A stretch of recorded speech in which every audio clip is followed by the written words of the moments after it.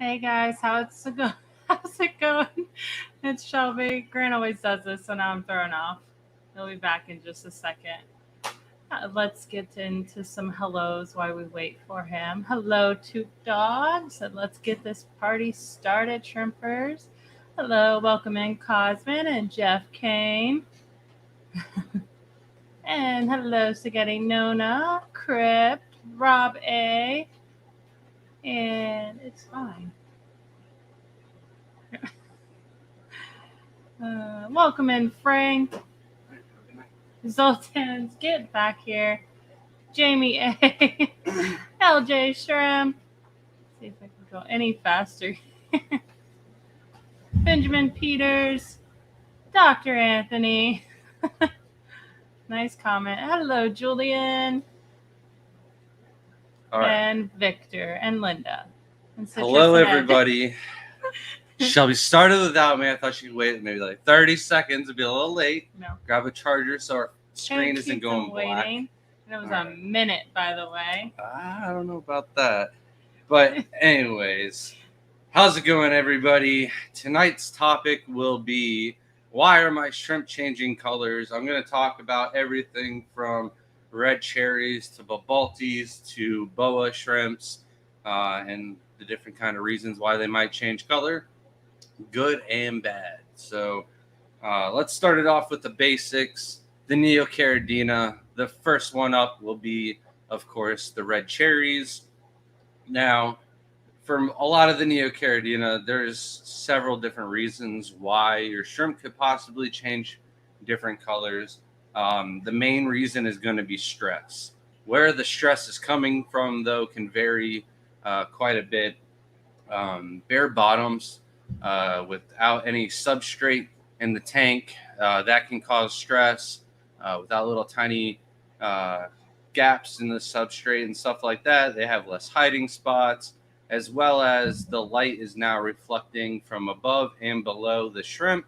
And this doesn't really happen in nature. And this is going to cause the shrimp to be, kind of paranoid from all angles on where the next predator is going to be coming from. So the defense mechanism that the shrimp is going to have is to lose all of its color that it possibly can.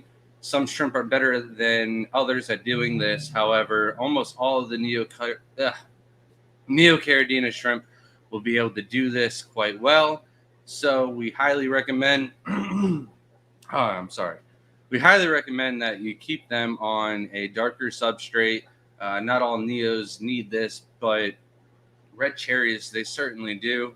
The difference between, a low-grade Sakura or a fire red cherry shrimp could be the difference between white and black substrate. So definitely don't want to do bare bottom, but adding the black substrate will give you a lot more color than most. Speaking of that, Tube Dog asked, should I use sand or fluval shrimp and plant substrate for my colony tanks?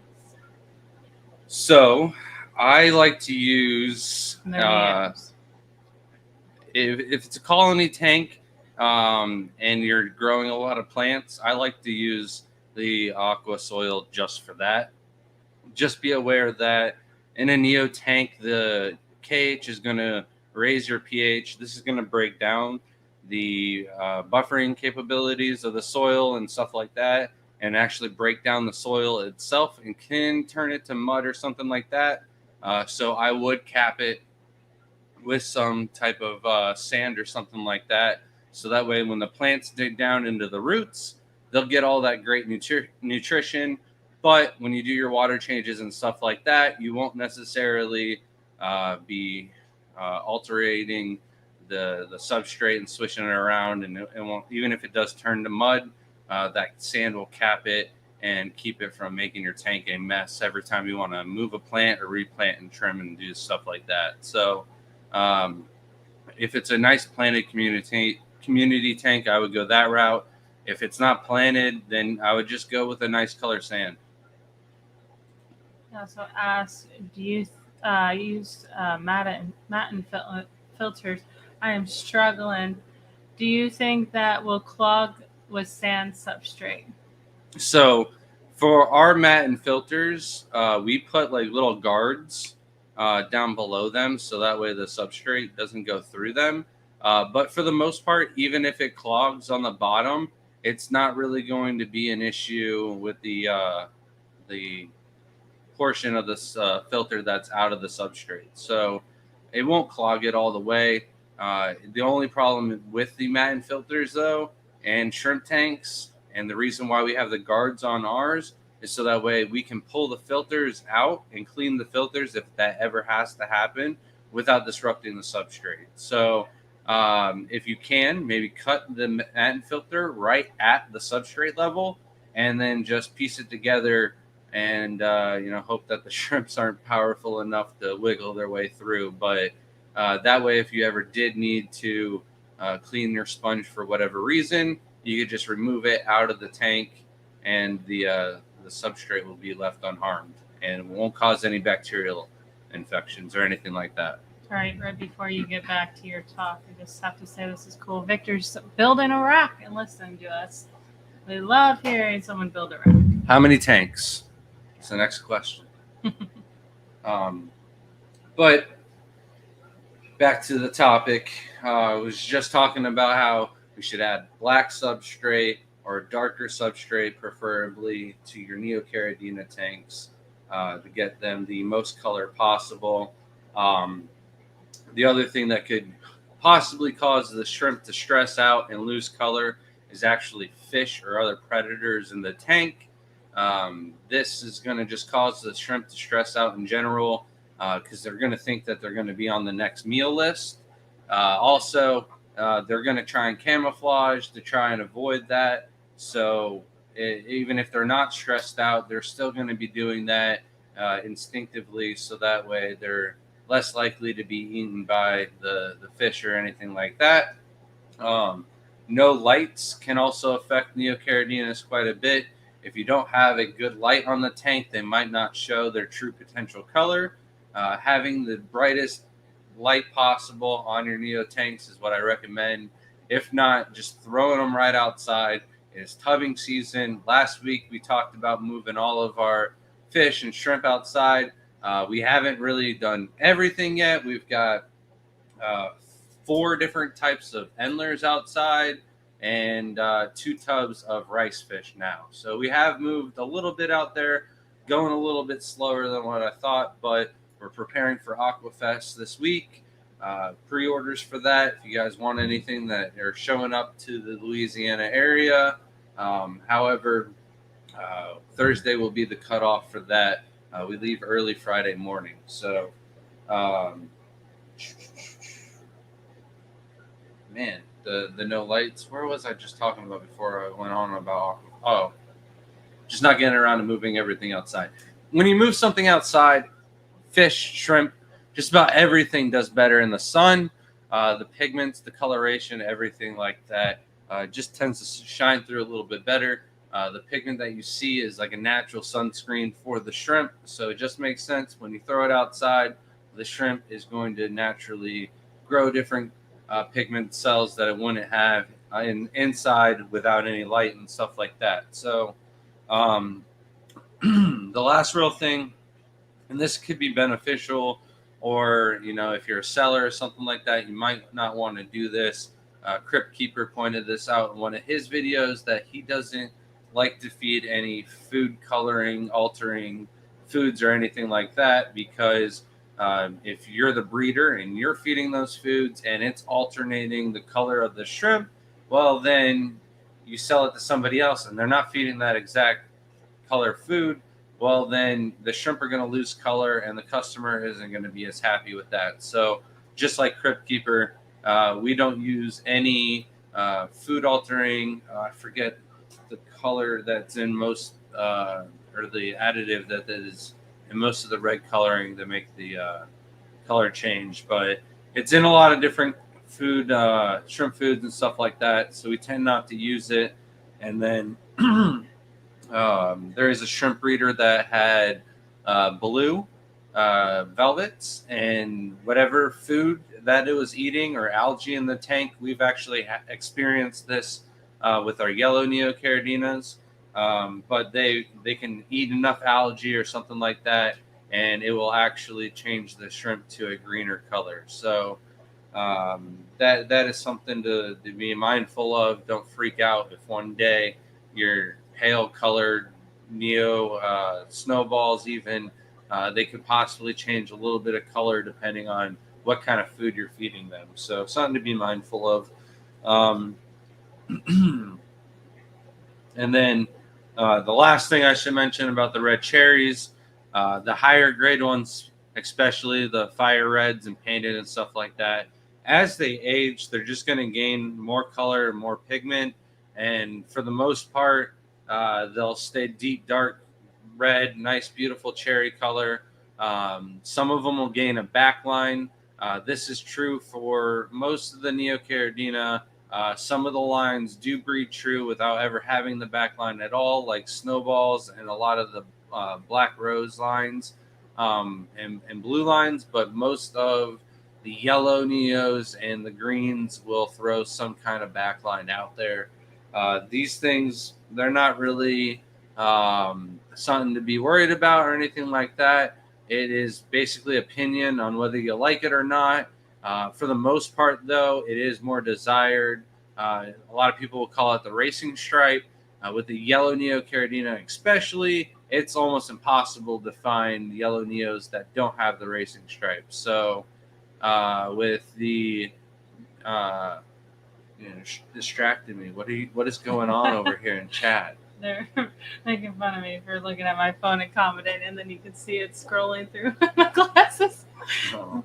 Actually, I have the computer laptop is turned down all the way so you can't see the reflection. These things suck. I'm just happy I have my notes, or else I would have just talked about all the really nice color reds for no reason. So you can get them to where they're so red that the red turns black almost, or it actually is black. For like a lot of the Kanoko shrimp, it's like barely visible any of the red coloration at all, and then it's just like the black color came out of nowhere. And what it is all the red cells overlap one another to make them deep and dark and look like black pigment cells. Snoochie Booch asks, I moved a few old Amanos to a new tank and they turned from clear to red. Is that stress? More than likely they're eating something or they're just matching the environment, but I don't think it's stress because I've seen some really healthy red Omanos. And another thing is it could just be that you move them to a bigger tank, or they finally grew to the size where as maturity they'll gain and change a little bit colors from time to time. But they're not sick or stressed out or anything like that. Thank you, Matt. The 99 super sticker. Do you want to see the sticker? Love it. Thank you.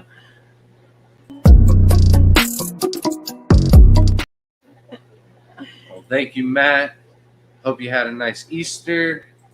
Hope everyone had a nice Easter. We had a lovely Easter. The kids had 3 different Easter egg hunts yesterday. There's more candy in the house than I think there's ever been. It's not a good situation. Not for you. Fighting diabetes with every weapon I have. He bought his own bag. I didn't buy my own bag. I bought candy to replace the candy that I ate so we could fill up the eggs, but it was more candy than we needed. So I have leftover candy. So I'm not eating the kids' candy at this point. Grant's mug is big enough for a Neo colony.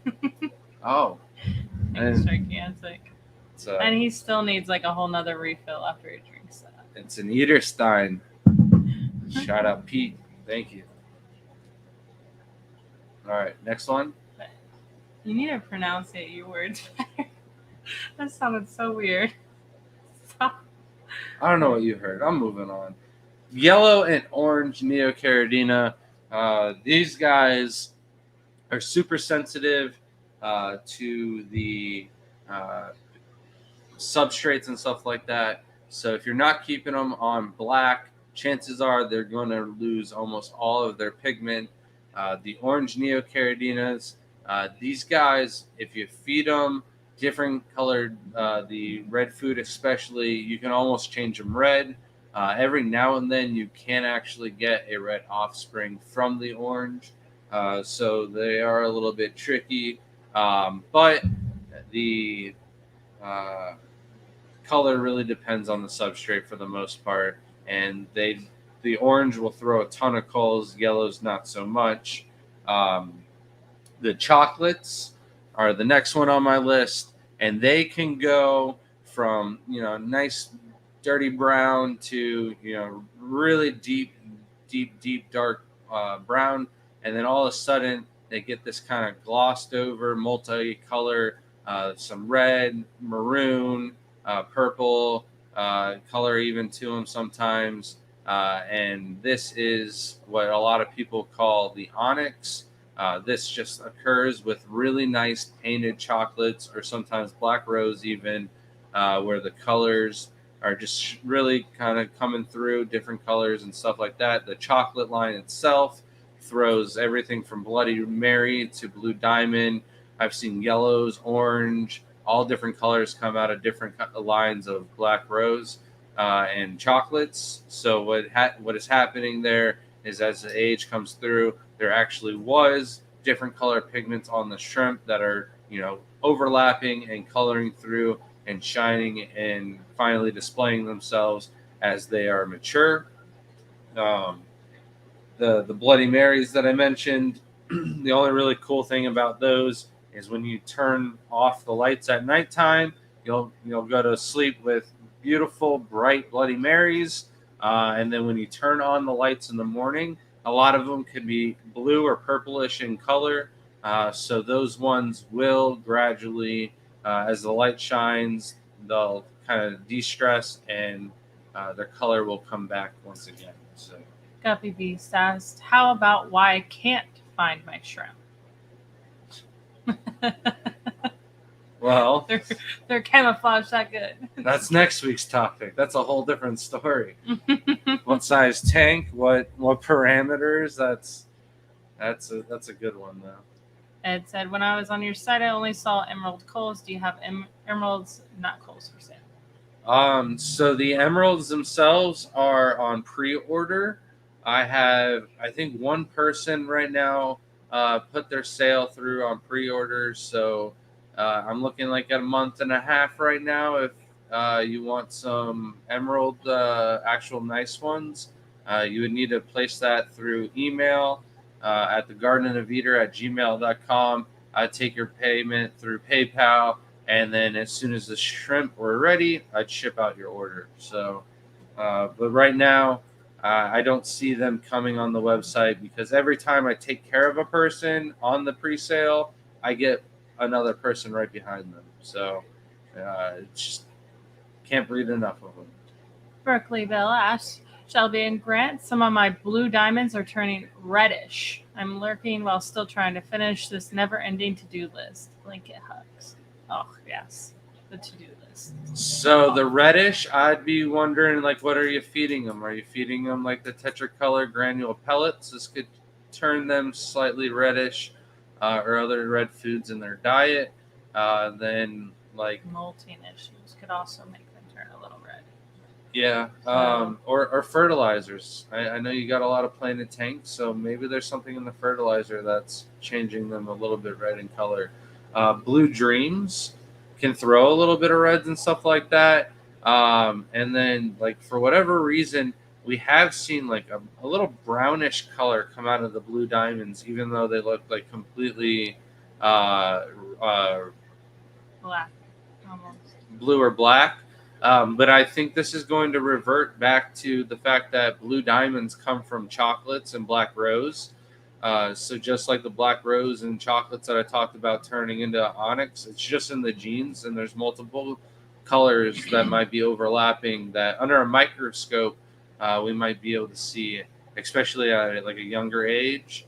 And then as they're growing and the pigments are maturing, then those colors are really showing as they're adults. So maybe send us a picture too. That would definitely help. We can definitely see what's going on. Eric says we love Grant and Shelby. How are you doing tonight? Hope you had a nice Easter. Thank you, Eric. We're terrible with thank yous.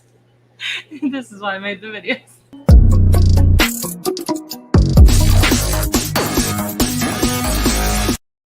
Just try not to lose my spot because I went out of order.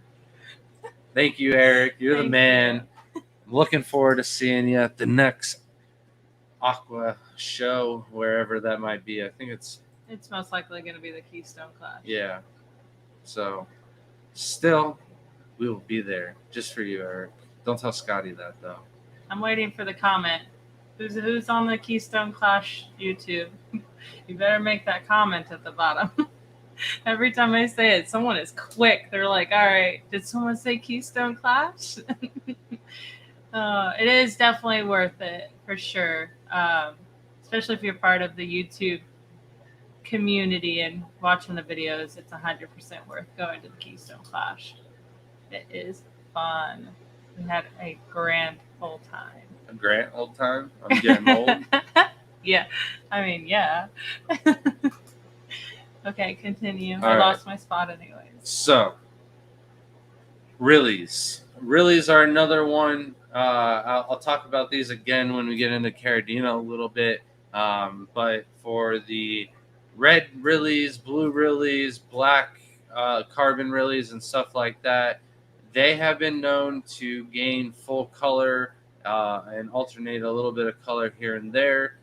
So what you thought was a really pattern at first, as that shrimp gets 2 to 3 centimeters in size, it can fully lose that really pigment morph in the middle, and it can gain a solid true color. This is more likely to happen with the clear body ones than the blue bodies, but it's still possible that a Rillie shrimp by the end of its lifetime can change into a fully one solid color shrimp. All right. Kelly Foreman coming in with a $9.99 super chat. Said, hi, Shelby and Grant. Has anyone bred a turquoise or teal Neo yet? Blue dreams are kind of dark, and blue jellies are not quite right. I need turquoise shrimp. So, no, I don't think anybody has any turquoise shrimp. The closest thing is the blue Neo Caridina, and they have a backline to them, and the backline is turquoise. But other than that, I've never seen a fully turquoise shrimp at all. Like the only thing close is like the boa Caridinas and stuff like that. So yeah, there's some of the what else is there? Well, it's not full turquoise, so it'd be like stripes, like the shadow pandas. Some of them have some turquoise coloring to them. Yeah, it's more blue than turquoise, though. Depends on which layers are going on with those ones. But thank you so much for the donation.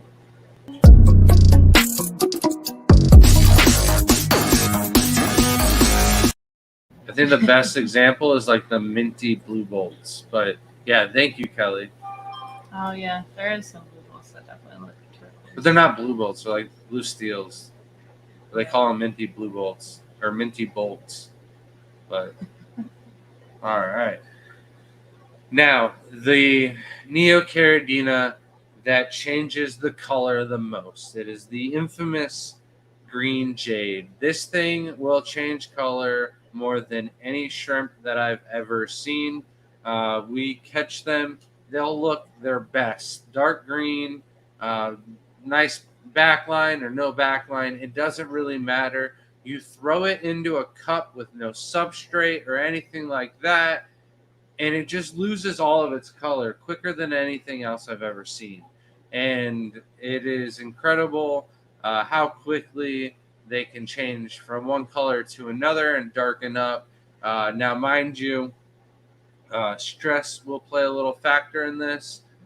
So if you just took the shrimp out of the tank, threw it into a cup, and threw it back into the same tank with the same water parameters and everything like that, it's going to color up really quickly. However, you take it and you ship it, and it's in the bag for 3 days and then goes into different water parameters, that green shrimp can now take a little bit of time to color up.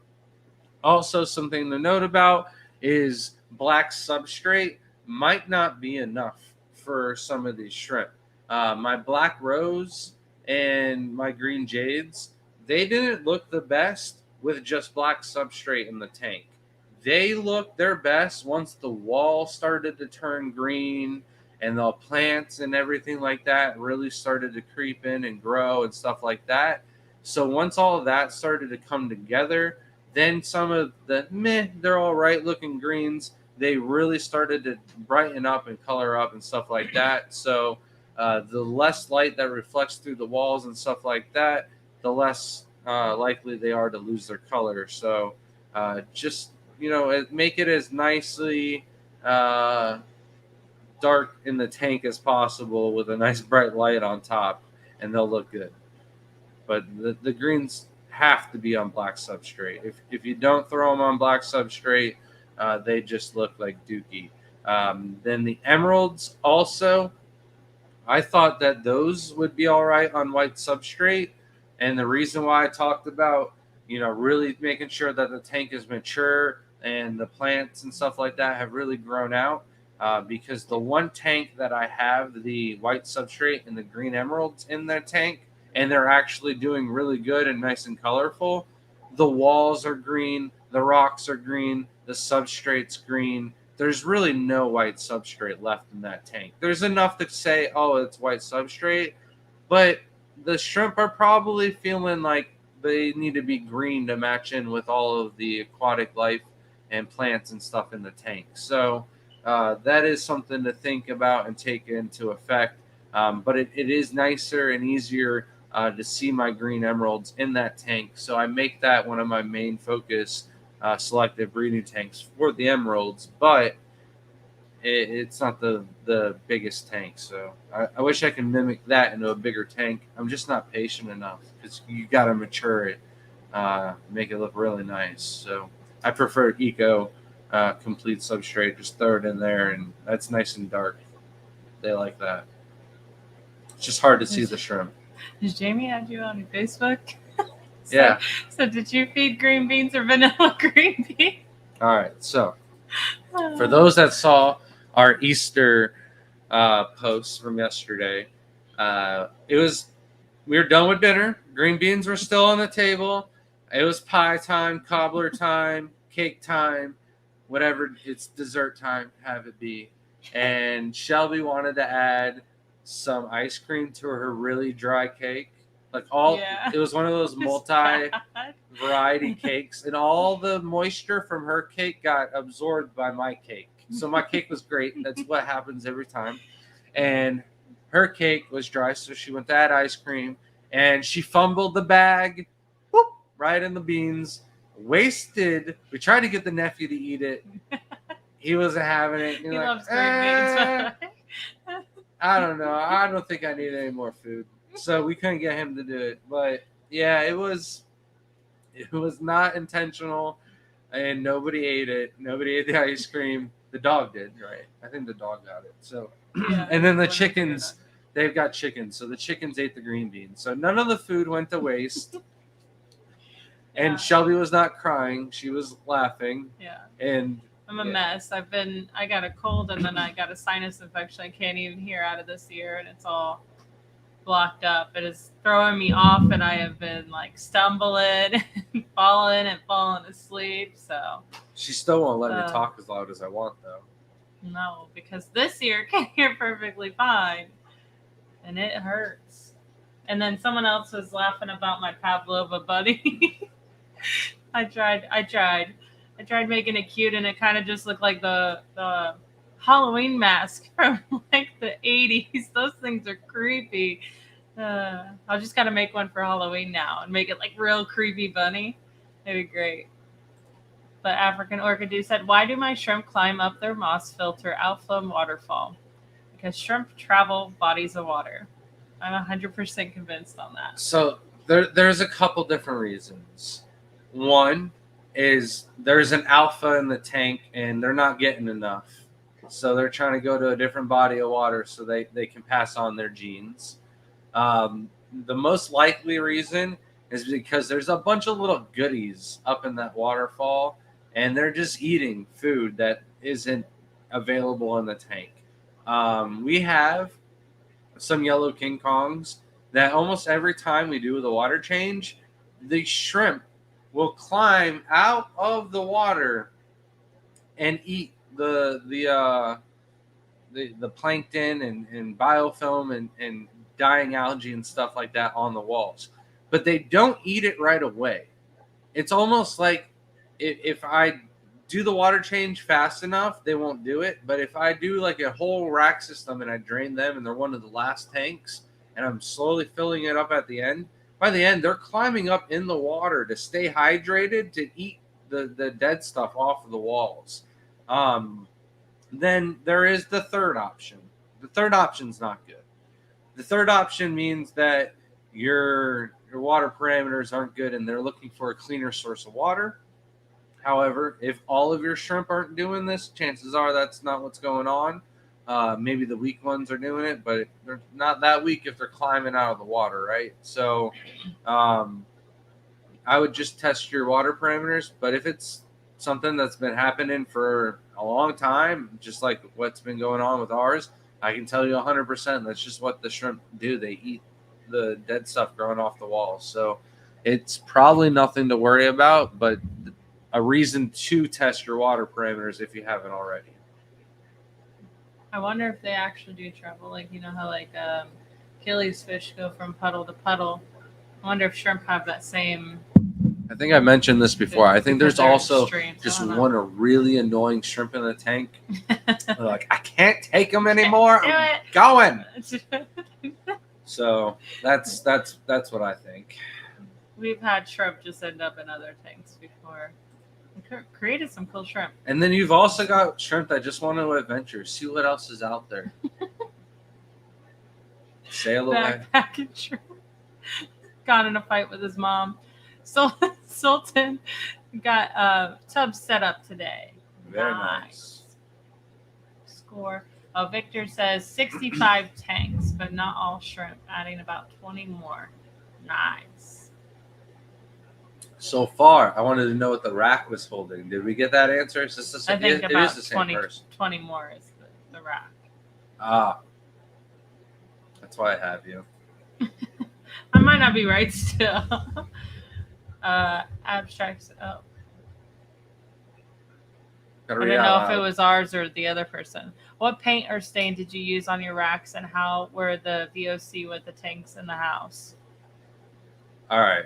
So we use primer, and we've used like a few different kinds of primer. I think whatever Bear has in stock or Home Depot, but it doesn't really matter as long as you just lay like a nice good coat, and that's going to be a small layer of waterproofing for it.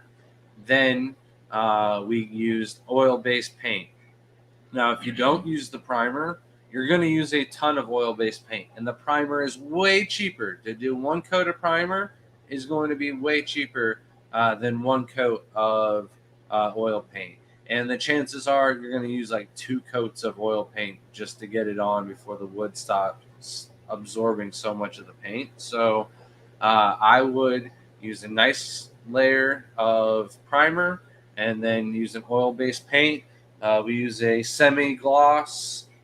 We were using Bear, but just recently we had run out for like 8 months. We couldn't get it, so we switched and went with Rust-Oleum, and it works just as good, if not better, honestly. It was like a little easier to work with, I think, than the Bear paint. Was a little bit thicker, and it's nice. It's waterproof. I wish I had done it with Jaden's room, but I'll have time to do that soon. We got Jaden's room completely gutted. All the materials are, for the most part, purchased and ready to go. I didn't know what little things Shelby's dad would want to do or need to add while we're gone in Louisiana, but he has offered to take care of some of the drywall and stuff like that. So hopefully when we get home, we just got to paint everything and make sure that the stand is good and ready to go. And we'll be adding a lot more tanks to the house as soon as those stands are done and ready. So we'll be painting primer and oil-based paint on his stand because we didn't do that in the very beginning. So. Did you talk about the VOC? What's that? The smell. Pretty much. It's just like the chemical. It's always best to open doors regardless. It's not too bad. I mean, we painted in the house with shrimp tanks, and we have the air-driven sponge filters. But we do try to open all the windows and turn some fans on and make sure that it's blowing out and airing out correctly. They're always strong. Oil-based paint isn't that bad actually. I would say it's more the cleanup is terrible. It's really hard, but the primer is probably a lot stronger than the oil-based paint. And this is why I recommend keeping some Aquachar on hand, because when we did the stand in Layla's room, we had Layla's window open and we completely thought that everything was going to be fine with the house and that it would be well aerated and stuff like that. Well, one tank, the closest tank to her room in the hallway, was starting to act a little lethargic. So just as a precaution, I threw in some Aquachar into the tank and there was no issues. The shrimp could have been dancing or something like that. But for all I know, it was probably because of the paint. And just to be safe, I threw in the Aquachar and didn't have any issues. So that is, if you're painting a house or something like that, it's really nice to have on hand. Fish Dream said, "What would be the genetics of a very dark blue Neocaridina, almost black?" So more than likely, it is a black diamond. To get more into the genetics on that, we do have a video, the difference between blue dreams and blue diamonds. However, the blue dreams can be just as dark as the blue diamonds. So why don't you check that video out? It goes into the genetics, but to know that, you've got to have the shrimp breeding and see some of the offspring. So African Orchid Dude said, "Will tiger batis eat shrimp? I got one recently and stuck it in my Neo cold tank. It got way bigger than these past 2 months, but its mouth is really small to eat them. I have 10,000 endlers in there." So chances are all of the fish are eating some shrimp. It's a It's a Neo-Cull tank, so I'm guessing there's wilds in there. The wilds are breeding, and they are throwing a bunch of babies. And what can fit in a fish's mouth will be food. Even though they're really small mouths, there's really small shrimp babies. So they're probably picking off some of the babies here and there. Also, shrimp, when they molt, are very, very, very soft and squishy. And at that point, they become quick treats for a lot of fish, even if they got small mouths, because they don't need to eat the whole thing in one bite. They can nibble, and they will nibble with no problem on a soft, freshly molted shrimp. So even the endlers, if they haven't already, chances are it's just going to take one fish to go, "Ooh, guys, have you had one of these things in here?" They're delicious, and they're all gone after that. So Yeah. It's like piranhas. They'll start a frenzy, even though they're not piranhas. That's the thing. My endler tank, I have shrimp in, and I lost one the other day because it had been picked at by the endlers. They didn't even eat it. They just picked at it. They bullied it. I don't know what it is, but some fish are mean. I threw one single yellow King Kong, a fully grown one, in with the rainbows to just see if we could keep those together, and it was not alive a week afterward. They're not even that big. They're little small rainbows. But they're aggressive. They're vicious. Tube Dog said, "Would shrimp king complete the good to not alter the color of the shrimp? What else would you recommend to feed?" So all of the foods that we carry on our site, the Shrimp NV line and stuff like that, they don't carry the food altering colors. It's like Armith's or something like that. I can't remember the name. I know Crypt Keeper knows. So if Crypt Keeper, if you could comment down below the product, and if you just make sure that that ingredient isn't in there, then you're pretty fine. Almost all the commercial foods on the market are good unless they say color enhancing, because if that ingredient is in there, they're going to advertise it, because a lot of people want to enhance the color of their shrimp because they're not worried about breeding. They just want to, have the best looking possible art in their tank, basically.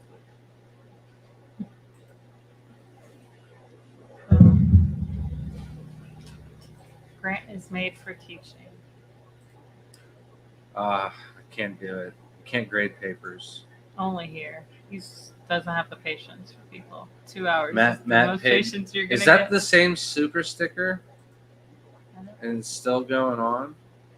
Or is that a different one? No, it's the same one. Okay. Never mind. Don't worry about it. Scrolling up for no reason. I gotta scroll back up to where it was. Oh, okay.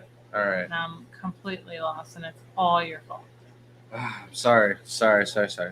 All right. We're done with Neos unless you guys have some Neocaridina questions. I'd be more than happy to answer those for you. No problem.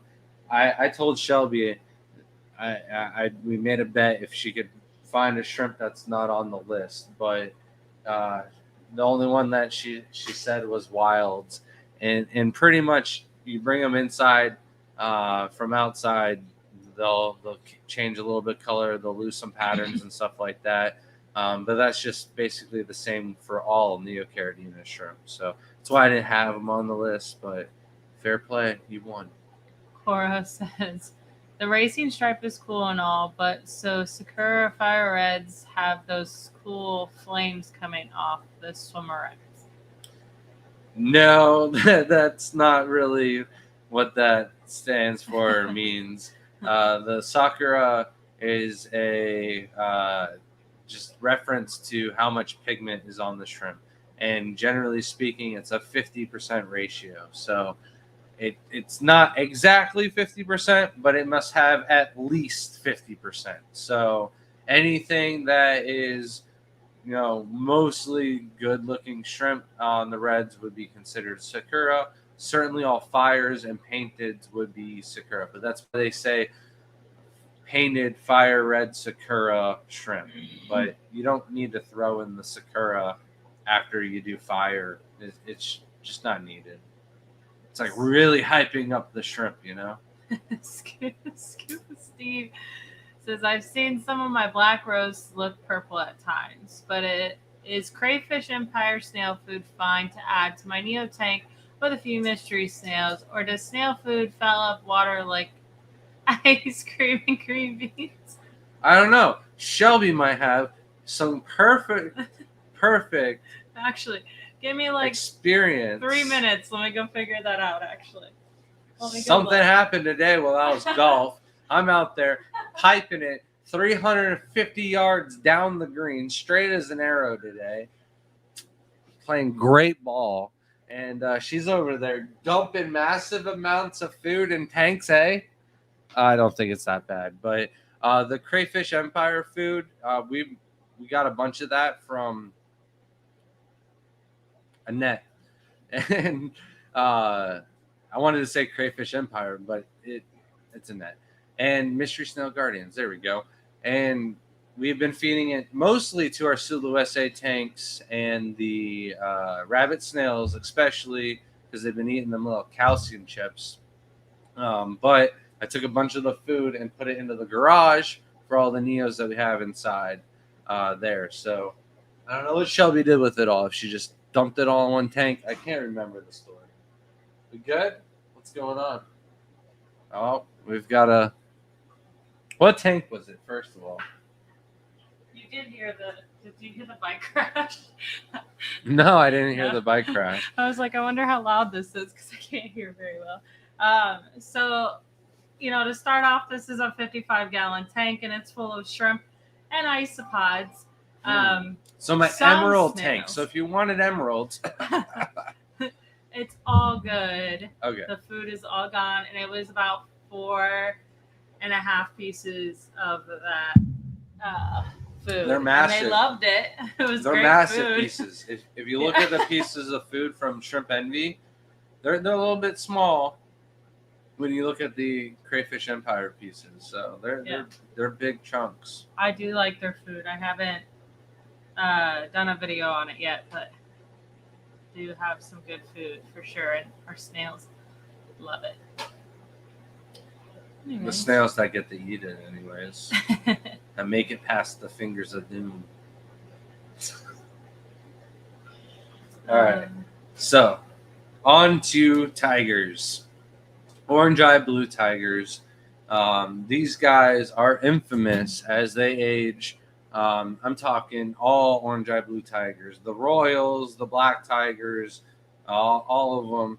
As they age and mature, not only are they going to get deeper and darker blue, but there's this whole phenomenon called rusty shrimp, and it is more popular with the orange eye blue tigers. It can happen with tai bees and other shrimp that might also possibly have the orange eye blue tiger gene in them. I think it might occur as well with some shrimp that don't have it as well. But the mature orange eye blue tigers, almost all of them for the most part, will gain a little bit of rusty purplish pigment color, maybe maroon, magenta, whatnot. But not to be confused with the rust disease. Rust disease is like brown and poopy. It's a little spot on the shrimp. That's no good. The rust on the orange-eyed blue tiger, the rusty pigment and stuff like that, it is, again, just like the back lines. It's all opinion-based. Some people like it. Some people don't. However, I believe that every line that I've ever had of orange eye blue tigers kind of gets the rusty line or gene, or they all turn rusty as they mature. I've had some orange eye blue tigers or orange eye black tigers that were almost 6 years old. They traveled from every single show, from the first Chicago International show to the first Orlando show, and they didn't start to turn rusty until like the last few months of their life. But besides that, a lot of them will turn, right around 2 years. They're going to turn rusty. There are some competitions where the rusty color will get you points off. Shelby, these are important genetics. You can't get bored now. All right, these are good facts. Some competitions will get you points off for having a rusty gene or something like that. However, like the American Shrimp Contest, registration is open. I should make you tell them about that. But we will not be taking points off for the rusty coloration. It is all depending on the judge, on whether they like it or not, on those like 30 points on the judge's discretion score, whether or not it's going to help you or hurt you. But I think most people like it. If you take a poll, most people like it. I don't know what you're trying to teach me. My shrimp don't have a rusty color for the competition. If I die, I don't have to worry about you that. have to keep the tiger line going and winning. All right? Gosh. You need to learn. But anyways, or you're going to be rewatching all of Vibes. my live streams and then That's- crying during them. So learn it now. Vibes Aquatics with crying. a She'll be $1.99 smiling ear super to ear. chat. Don't forget to smash the like button, y'all. Thanks for coming in and reminding us, because I never say it. Thanks, Vibes. You're the man, Vibes. Wait. I'm going to need a duct tape in one of these times so I can talk for just a little bit here.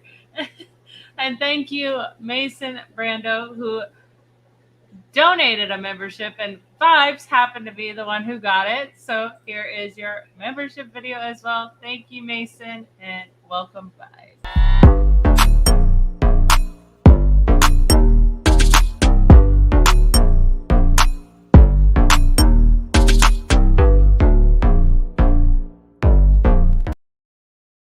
You're the man, Vibes. Much appreciated. Get it going every night. You're the man for sure. I've got to say this, though. We went to the Pennsylvania, the Greater Pittsburgh Aquarium Society in Pennsylvania, and they had an auction, and it was a bag of fish, some cichlids, and it was one of those things where this bag $1. Come on, somebody's got to buy it. We're not moving on until somebody buys it for $1. Well, we're in Florida. We've got ponds outside. I knew I could just grab it, throw it into the ponds. If it bred, it bred. If not, whatever. It was cool. So brought the bag of fish home. The label on the barrel, sun faded. Can't tell what it is anymore. And I need the space now. We've bred enough shrimp and enough colonies of the other ponds. We got to get more going.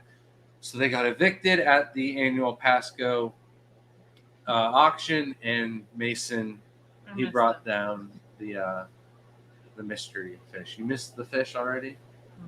Well, one of them got butchered by some mean old Danios, and she nursed it back to life. Well, not back to life, but it regrew an entire fin, and then I got rid of it. Yeah, we had some nasty. Those things were huge, and they were aggressive. Those also suckers went. We would even stay for that bag. Did anyone figure those fish out too? We just wrote on the bag we donated. We just put, maybe you could tell us.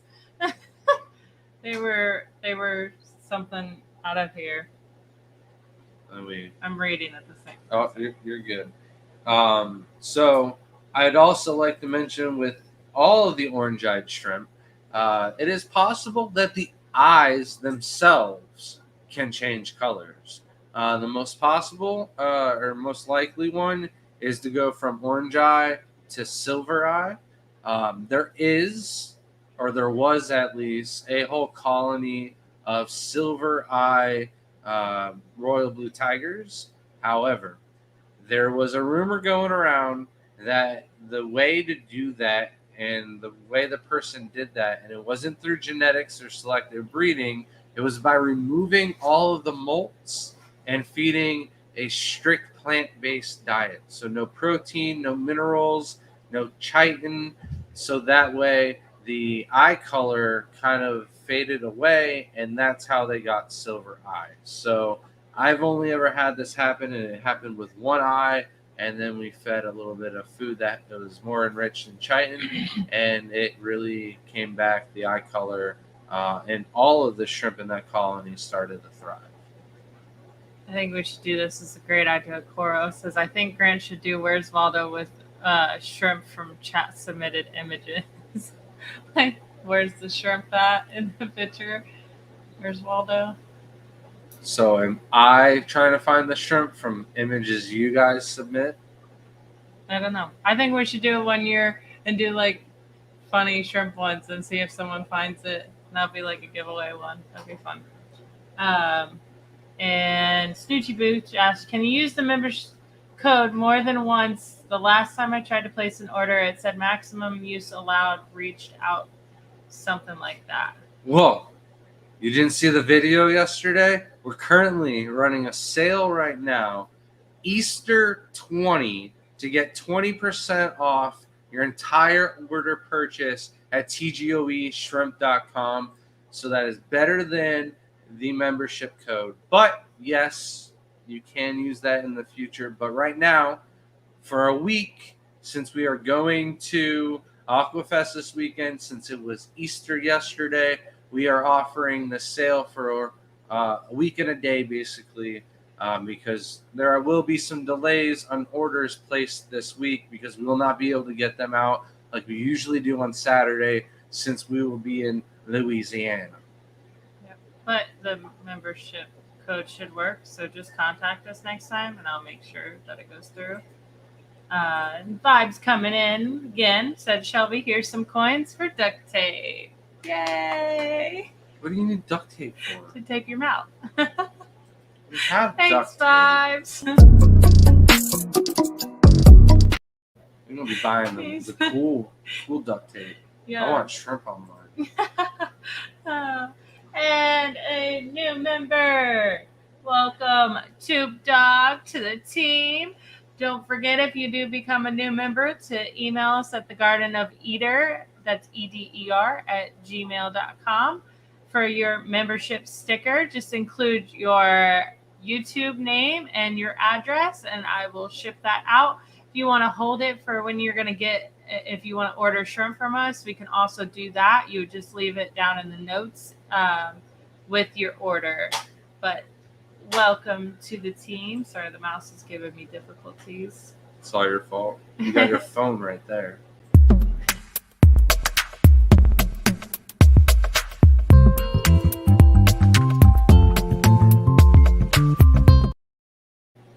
Thank you and welcome to the squad. Much appreciated. No, Sorry. I'm never saying that again. I gotta avoid that at all costs. Earlier I was gonna take the time to point out that we have Aquafest this weekend. And well, if you're wearing one of our merch pieces. Oh, someone said that. Hold on, there's a comment about it. Well, why are you slacking, Shelby? I know. If you find the comment, I'm just gonna talk about it. All right. If you're wearing questions. one of our t-shirts, and this He's goes for asking hats. Aquafest, That's it's what it was. t-shirts or hat, doesn't matter. If you're wearing one of those and you're at the expo, you will get 10% off at our booth. So whatever you want, 10% off. You just got to be wearing either the hat or the t-shirt, or if you went through Teespring and you made your own leggings of the TGOE thing, I'll let that slide as well. But I'll even do it if you're wearing Rico leggings. Oh, that's too Got good. you, Eric. That's too good. I'll do 10% off if you're doing for both. So that's a full 20, Eric. Oh, Brickley Bell became a YouTube member. Thank you so much. And here is your welcome video.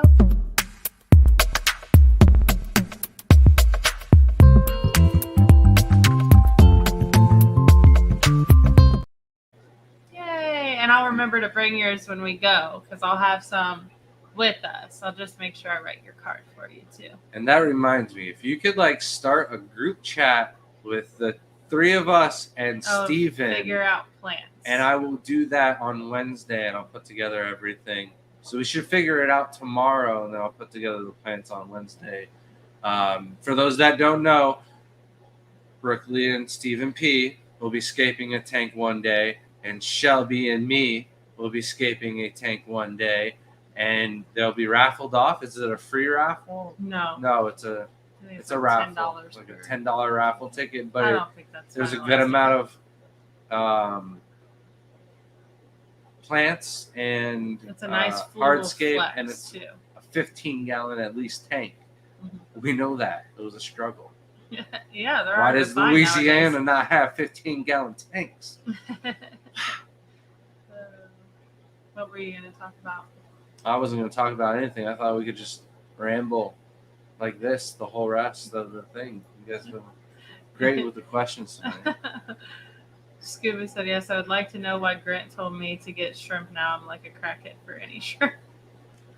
Well, listen, when I saw you with the Love it. slides, I knew that cichlids weren't for you, that you should start breeding shrimp. No, he's definitely really good with cichlids. Your cichlid is so nice. What was that?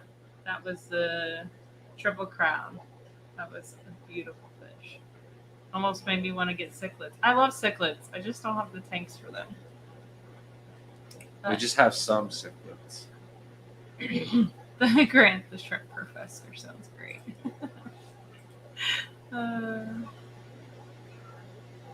So I know there was someone asking about CO2. Oh, Thomas asked, what substrate do you use? So, shout out Crypt Keeper. He posted not that long ago that Brightwell had a sale. Their Amazon had a sale on Brightwell substrate. I don't know if that's still available or still on sale, but for the most part, Brightwell is the most bang for your buck. You can get a 23-pound bag. Now, if you're going to do the whole calculations and compare just that to other companies and other brands, you might say Brightwell isn't the most product for your money. However, we have tanks that are running in Brightwell for like 4 to 5 years, and the pH is still buffering strong. I haven't needed to swap the substrate out, change the tank, or do anything to it, and the shrimp are still thriving in those tanks. So for most bang for your buck, with it lasting as long as it does, Brightwell is what I gotta recommend. There are other good substrates out there.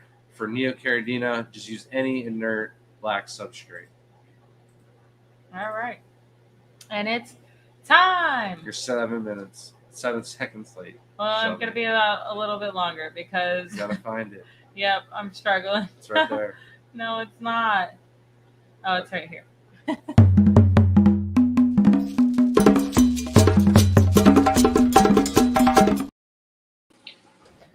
Shelby, Hello and welcome. Hey, how you doing? How are you doing this week? You're wearing the same T-shirt. I am. I've got to go Hi, change please. now. This is uncomfortable. Yeah, I'm I just did kidding. plan it. I've been wearing this since I got out of work. Oh, nice. Well, hit me, Crypt Keeper. Oh, wait. No, my God. One of these weeks, Shelby's gonna be on all of it. No. We got to catch Shelby's her on the fine. weekend where she's getting decent sleep. I kept her up for the UFC fights, and then Easter was later than we had scheduled. But My cold and sinus infection is what's killing me. Is this the question? That is. Okay. So, all of the Neos you talked about so far in the stream, you were saying to put on black substrate to bring out their color. Which Neos would you recommend I put on white substrate to bring out the color? so I wouldn't recommend white substrate to bring out any real color. However, if I were to breed any shrimp on white substrate and not worry about them losing that much color, I would go with like Blue Dreams or Blue Diamonds. Both of them are going to be, right up there. And both of them will look really well on white. They might lose a little bit of blue color, but they shouldn't lose a ton. Blue Velvets certainly would, or Blue Jellies. But the Blue Dreams, the Blue Diamonds, the worst they're going to do is look like Blue Velvets. You know what I mean? The Black Rose are also a good choice, but there is, a good population of Black Rose that will change from black to like a wild type looking shrimp. And then you take that exact shrimp and throw it onto black substrate, and it will look deep, dark, and black again. So you are rolling the dice a little bit more with the Black Rose. But it is a possible shrimp that would look a lot better and stand out a lot more, just like the Blue Diamond or Blue Dreams. So Okay, so I'd be better off just getting a third bag of the black blasting sands then? yeah, unless you're doing just blue shrimp. But I used to think that the green emeralds would do all right on white substrate also, but I had a customer where I hand selected deep, dark, really nice green emeralds, came out of my better tank. Like we've got one where I'm selected breeding in a small 7.5 gallon, and then I've got the pond outside, and then I've got the 55 gallon in the garage. They came out of the smaller hand selecting tank, and I knew for a fact, even in the picture in their cup, they were deep, dark, solid green. Well, in his 20-gallon long not bare bottom, but white substrate tank, they have pretty much bleached out most of their color and look like really dull, like barely even look like green jade. So Okay. All right, sounds good. So I'll be heading back to Tractor Supply, I guess. yeah, that Black Diamond is the most bang for your buck if you're going for the inert substrate for sure. Yeah, I couldn't believe how cheap it was. I thought it was going to be a lot more expensive. Yeah, it's like a 50-pound bag for like $7 down here. Yeah, I think it was like 10 or 15 bucks here, something like that. It's been quite a while since I've bought the Black Diamond blasting sand, so prices might have gone up down here as well. So, Yep. And then those that don't know, go for the medium grit. The fine grit is a little lighter in color. It's like a grayish more than the black medium grit. So. Okay, yeah, I did get the medium grit because we were talking about it on a private message. Yeah. So, you have a nice Easter? I did. Yep, both my sisters came over, so we had a nice big dinner. We cooked up a ham and a turkey and all the fixings. You did the cooking? No, my mom did the cooking while I was at work, but it's still a nice dinner afterwards. Yeah, absolutely. Well, I appreciate you coming up here this week, man, and we'll see you next week. I'm not sure what the topic is, but I'm not even sure where we're gonna be, if we're gonna make it home in time for the live stream or what. I gotta plan that all out still. So the All right. live stream might just be a recap on Aquafest. I'm not sure. So Yeah, okay. Thank you. See you later. have a good night. Yep, you too. All right, guys. So get back right into things. I was talking about the orange eye blue tiger shrimp, how their eye color can even change.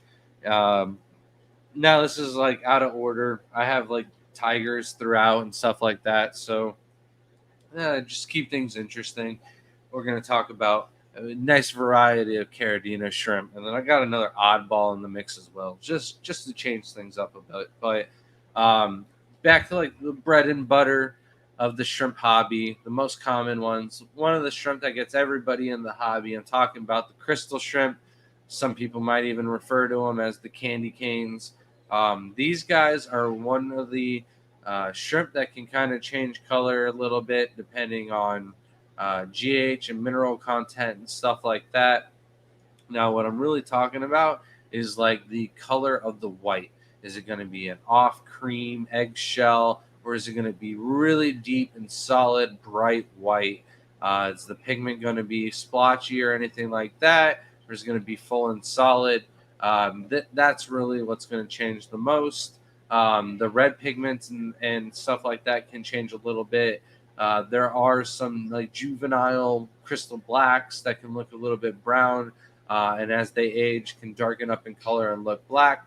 I think that's a little bit of the reason why some people think that if you keep the reds and the blacks together, you'll get browns, and they just never really gave those brown juveniles any time to really color up. This is more of like an issue with the really, really low grade crystal colonies, not in anything I've seen personally. Also, bad photos, bad lighting, bad photography skills, and stuff like that. The bright lights could, bleach out some of the black color, make it look browner than it actually is. So, nothing to worry about crossing the two colors or anything like that. But what I like to mention, and this is a problem with Tybes as well. I'm talking like the B hybrids and stuff like that, where as babies, the shrimp can look solid head to toe with no gaps in the pigment or anything like that. And a lot of this is to do with clusters of pigments just being so close to one another. And then as they age, these pigments, they get a little bit further and a little bit splotchier. It's kind of like when you take a picture and then you try to blow it up, and all of a sudden all the quality is kind of crummy and distorted. So the same thing can happen with crystal shrimp and Tybes. It's not that common. A lot of the shrimp, you're thinking, well, as they age and as they mature and stuff like that, they're going to be gaining pigment and color and stuff like that. Well, there are just simply some spots that will never gain any pigment or splotches of color. And as babies, you just can't always see that. So maybe under a microscope or, really good camera, a macro lens or something, you can see that. But to the naked eye, sometimes you can get a really nice color shrimp.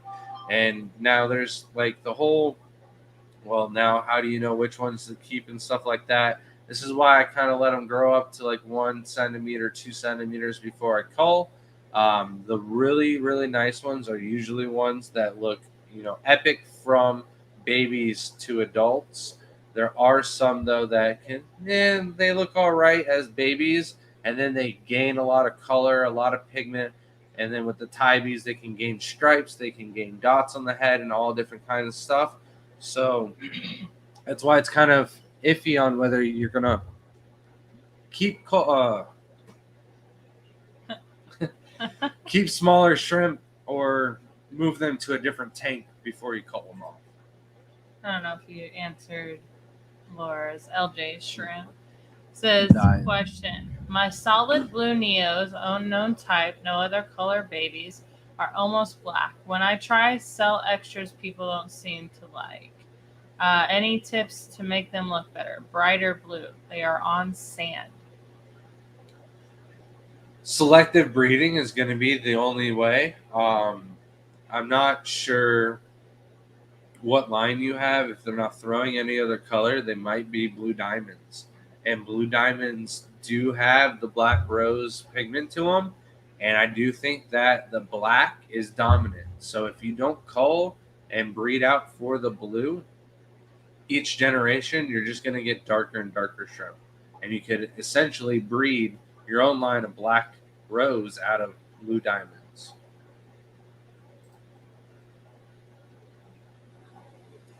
I needed that though. My throat was getting dry. I hadn't had any water. So, all right. On to the Yellow King Kong Rillies. I talked about Rillies a little bit with Neocaridina. So most of you already know where I'm going with this. With the yellow Rillies, the lemon heads, the headless horsemen. As babies, you can have really good patterns. And then 2 centimeters, 3 centimeters, that shrimp can hold that pattern, and then even have 2 batches of babies, go several months before it gains any color. But almost all of my Rillies have turned some type of yellow or full yellow as they mature and grow older. So it's really hard. It's a struggle to breed the Yellow King Kong Rillie pattern. And what I've basically been doing is I've been breeding the ones that stay Rillies the longest. Not really focused about color too much, just really focused about keeping the Rillie pattern. Brandon said, I might have missed it, but did you go over the foods that can influence color? For example, brighter white, better shape, etc. So it's a shadow. So I will talk about what can enhance the better blue on the shadows when we get to those. Let me just look up the color enhancing element to the shrimp food. Yeah, it's got a name to it, doesn't it? Yeah. Oh, and Jenna P answered that question earlier. It says if you enter the giveaway at Aquafest for $10, the prizes are the 2 scape tanks and the grand prize is a 4,000 saltwater setup. That's insane. That's so cool. Off topic. Sibley asked, if using garbage bins for outdoor tubs, which color would be better? I've seen the grayish ones and black ones. I figured black is better for shrimps to color on, but attract more heat. And it's Astanaxanthin. Astanaxanthin. So if you can type that out, that's the pigment that will change the shrimp red color. And I'm not sure what other foods you can feed and stuff like that. I think the spirulina or algae enriched foods and stuff like that can help and change the shrimp green in color and stuff like that. But for the most part, that's the only enhancing food or vitamin or anything that gets fed to the shrimp to help out their color. This will help, the blue shrimp look a little bit more blue and stuff like that because they don't really turn red. They just turn a deeper, darker color. So, Sibley, to answer your question on the trash cans, though, I haven't seen much of a difference between the colors, honestly. When we do a temperature check, do you see a big difference? So when I tested the tanks at the hottest day, the black barrel was 3 degrees warmer than the next, which was the smaller bucket. You know in what the I mean? heat, it could be a lot more. But it's a lot different than the other barrels. Yeah. So that were holding the same amount of water volume. So I would definitely go with a white barrel or a blue barrel if you can over black. Or gray. Gray Yeah. is a good neutral. It's still got reflecting properties. Anyways, continue. All right. Now we got the green hulks, the blue jellies, my arch nemesis. Can't even say it. So these were the first Taiwan bee that I had purchased One of the first Carradina that I got and spent $40 per Green Hulk. Got like 12 or 14 of them. Put them in a 20-gallon ADA tank. All of the snake oil stuff that you could have thrown into the tank at that time. And there was a ton of them.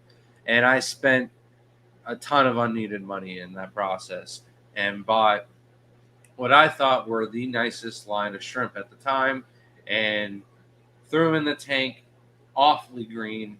I was so happy. 2 weeks later, like half of them went from green to black. And then, next week, almost all of them were fully black. And when I messaged the seller, they were just flipping them. They didn't know about it and stuff like that. They kind of got gypped from their importer, and they offered me a different shrimp in return. So it wasn't a total bust, but I have been chasing that dream of having a green Carradina ever since. I've been doing all sorts of different crossbreeding projects and stuff like that. And the closest I got was when I stopped trying. So I do have some green tank tie, but they're not Green Hulks. They don't even have Green Hulk genes to them at all. So they're completely different. But if somebody's selling you Green Hulks or Blue Jelly Taiwan bees, completely different than the Blue Jelly Neos. I hate how there's so many of the names of shrimp that overlap to different kinds of shrimp, but it is what it is. They will all turn fully jet black as they mature. There isn't any of them that I had one female that lasted through 2 cycles of babies, and I thought for sure she was the golden ticket. Turned black after her second batch. So it's just chasing a unicorn, basically. Abstract said, can you describe the difference in body types between Neos and Carradina? Neos are a little bit fatter, a little bit wider. I can't describe the certain. That's like a whole different video to point out different things and stuff like that. The main difference is the pigmentation. Yeah. The pigment and body shape is the best way to look at it. Female Neos are a little bit fatter, where the Carradina kind of like have bellies that come out and protrude. We should do that. Yeah. Bring up pictures one of these times. That deserves its own video. C. Stevenson asks, how does the member name work? I have Carradina. That's just the different tiers of memberships that we offer. So just was to give different options. Hold on. We were just talking about the difference between Neos and Carradina. Mm-hmm. We should do a video, the difference between 24 karat Neo Carradina and Yellow King Columns. And that would pretty much be that video. Yeah. So, all right. The memberships. So, the way they work is you get a sticker for your first membership. And then when you go a whole year, basically we'll see what tier you were on the memberships, and then we were going to have certain awards and prizes for those memberships after 1 year. So nothing really goes and happens until after 12 months of support. Eventually, maybe one day we'll have member-only videos and upgrade stickers, but at the moment, we haven't had time to put any effort into that.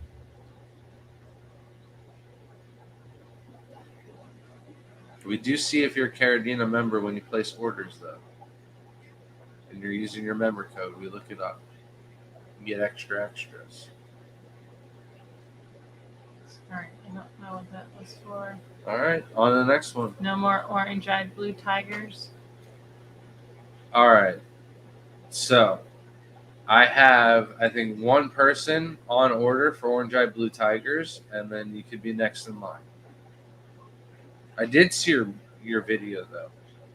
I don't know if I ever told you. All right. Now, we got Stardust. Stardust sound amazing. And when you first see your first Stardust, almost everybody sees that one that's perfect, like blue or purple color head to toe, and then little white, purple and blue little speckles and dust, and it looks like it just took glitter and pretty much painted a little galaxy on the side of the shrimp. But they don't all look like that. And that one shrimp won't look like that in a week or two. So what happens is the juveniles, the males, and all the non-pregnant females have almost all the same pattern. They're kind of dull in color. Some of them are a little more blue hue than others, but that'll fade and come and go depending on what they're eating, their stress level, if they just molted, and all this has to come into play. However, something magical happens when they get pregnant, and they just gain all of this massive color, and I think a lot of this has to do with they're trying to blend in. They might live in like little gravel area with a lot of little sand and stuff like that, so all these little speckles on a little dark patch of shrimp might help it blend right in and make it less easy for fish and stuff like that to eat them when they're pregnant. So what I'm saying is they're only really stardust when they're pregnant, and they don't always look their best. 3 out of the 4 weeks when they're pregnant, they look horrible. For whatever reason, towards the end of their pregnancy, they really start to glow and shine, and all of their true colors that they want to show are thriving. But it's like one of those rare flowers that only blooms for a certain amount of time and then it's gone. So enjoy it while you have it. All right, Mario asks, is blasting sand good for plants and fish? Most people in the comments already answered this for you. It does not have any nutrients in it, so if you do want to use it for plants, you can use root tabs and different fertilizers, but it's better just to go with a substrate that actually does provide some nutrients for it. It is a cheap option for fish if you just want something at the bottom, but even sand does better than the blasting sand.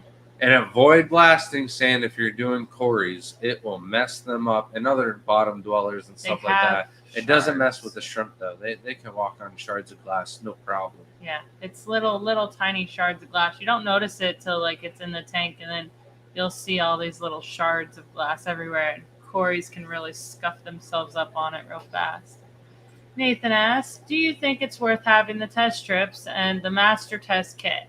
I was told by my water would be good for Caridina. Water conditions are all normal, but the water is very hard with no buffer. So, throw the test strips away. I mean, don't throw them away. Give them to somebody else that's just starting out a tank or something like that. But your test strips are no good when it comes to finding a accurate test reading of GH and KH and even pH. They might be good for ammonia and telling you whether or not, and nitrates and stuff like that, and being able to tell you whether you need to do a water change or not. But almost everybody that goes to a Petco, PetSmart, or anything like that, and they go, oh, I need to test my water. They do the little test strips and then go, oh, it's fine. As long as you've done a water change, your nitrates and your ammonia and stuff like that is going to go down. So it's just not something you really have to worry about as long as you're doing good water changes. But the GH and all that other stuff, you just got to have a better test kit than that. So the API drops, the Sera drops and stuff like that, those are really good options. The test strips are going to get you within 40 to 60% accuracy. That's not good at all. The drops will get you within 20% accuracy, or at least 80%. So that way, you're a lot better off. You can also take your drops and increase the amount of water volume you have to get an even more accurate reading. So instead of 1 GH, you can do half GH at a time per drop. So it's something to think about and definitely worth doing. Yeah, the strips are mainly just to so I would only use those, obviously if I had them. I don't ever buy them, but to just dip in and make sure that ammonia is not a problem. And if your water is tap water and you think it's good for Caridina, I would still get an RO unit, because any KHL at all in your water is going to affect your pH. And then the other thing is, your water might be good now, but then summer comes and they use different kind of chlorine or something like that, and it flushes through your system, and now you have a little bit of KH in the water, and now you're struggling and scrambling to get an RO unit. Or you have to test the water every single time before you do a water change. And it also says my master test kit only has pH ammonia, nitrate, and nitrate. I can't say these words. Oh my goodness. Just wondering if it's really worth getting more strips. No, just buy the GH and KH separately. Yeah. They are very important, and don't know why it's not included in the master test kit. The master test kit really thought should mine have did. the GH. No, the GH yeah, I've and always bought them KH separate. drops are sold separately, but like we've only bought 2 of them ever, and we've been doing it for 10 years, so they last quite a long time. All right. Fox Nature said, "Do you have any experience using Academy soil for carrier shrimp?" Yeah, so we set up the 11 tanks up on top of the 110-gallon tank stand with Akadema, and a lot of the shrimp are doing really well in there. We've got everything from Galaxy Pintos to the Hummel Tiger shrimp, and they're all doing fairly well. It's one of the substrates I would recommend if you've got a bonsai store locally and you don't have to pay for shipping. It might actually be a better option than Brightwell. My only downside to it, it only comes in brown. So the Aurora Blue Tigers, Green Tigers, some of the shrimp, the blue bolts and stuff like that actually look a little bit better in darker blue and stuff like that when you keep them on the black substrate over the brown. But the brown does look really nice for like black King Kongs and stuff like that. Every time I go to say a new one, you interrupt with a question. Am I good to go? Yeah. All right. All right. So I'm just kidding. I knew it was coming. All right. Too Now, predictable. I might as well talk about blue bolts next on the list anyways. Blue bolts are moody. We just did a video on the difference between blue bolts and blue steels, but the blue bolts can change for molting, for being buried, for water changes, just because it is a new week and the moon cycle has changed. I don't know. There's 100 different reasons why they can change blue. It's just not something to worry about. The deepest, darkest blue shrimp in the tank can change to blue head and white body overnight for no apparent reason at all. So I just like to go with the shrimp that last blue and change the least amount of white. And then I select to breed the ones that stay blue the longest and that have the deepest, darkest hue. So that's how I treat my blue bolts, really. And then we've got purples. There's all different kind of purples now. We have red and black purple. A lot of the purple color won't show until the shrimp mature and deepen and darken in color. I'm talking the purple metallic. I mentioned to a couple breeders that keep them on brown. They don't really show their best color on the brown substrate. Move them over to a black. They tend to, try to make themselves as deep and dark and black as possible, and sometimes the purple color kind of shows through like that. There's little pockets in the shrimp in the shell where overlapping from one molt to another can kind of cause a little bit of purple hue to it. It's really easy to see under macro photos and stuff like that, so it is something to be cautious about. But with a good macro photo, you can also see, the pigments themselves where the color is bursting. And as long as there's no like glossy film over that, then the color should be true.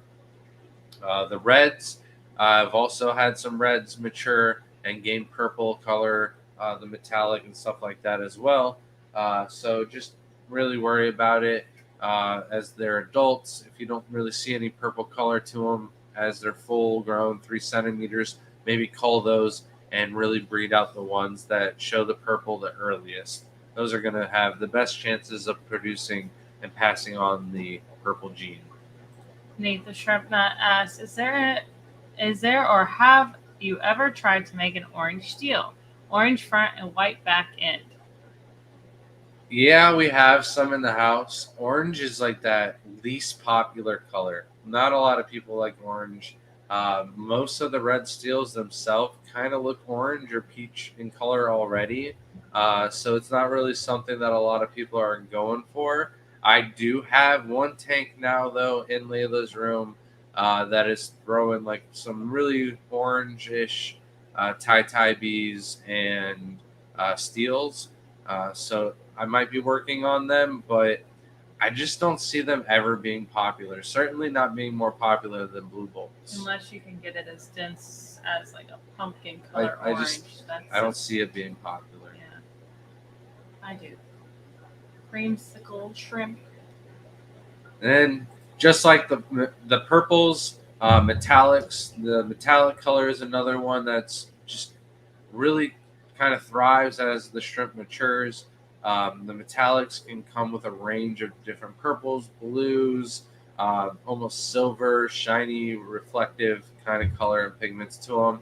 The older the shrimp is, the better these pigments are going to be. You all right?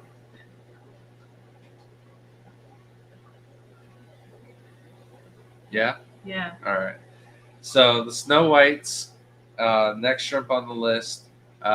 These guys can look beautiful as babies, bright, deep, dark, and not dark, bright, solid white, head to toe. And then as they age, I mentioned the crystal shrimps, the pigments and the gaps and stuff like that can kind of separate. Well, with the Snow Whites, they can kind of get a little peachy, just like the red steels. It's really hard to tell the difference between a red steel, a golden bee, and a red bolt. They can all look identical.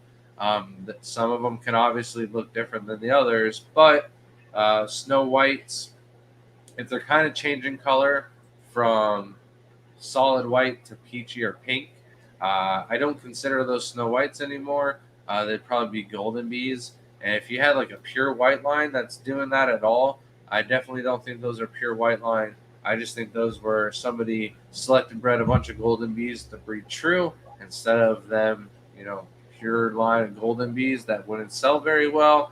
They listed them as pure white line, but the solid original pure white line and coloration and stuff like that, those come from selective breeding pure red line. So they shouldn't have any peachy color to them. They should be solid white. And if anything, like a pure white line colt should have like a little dot or a Missouri pattern to the head once in a while from a pure red line.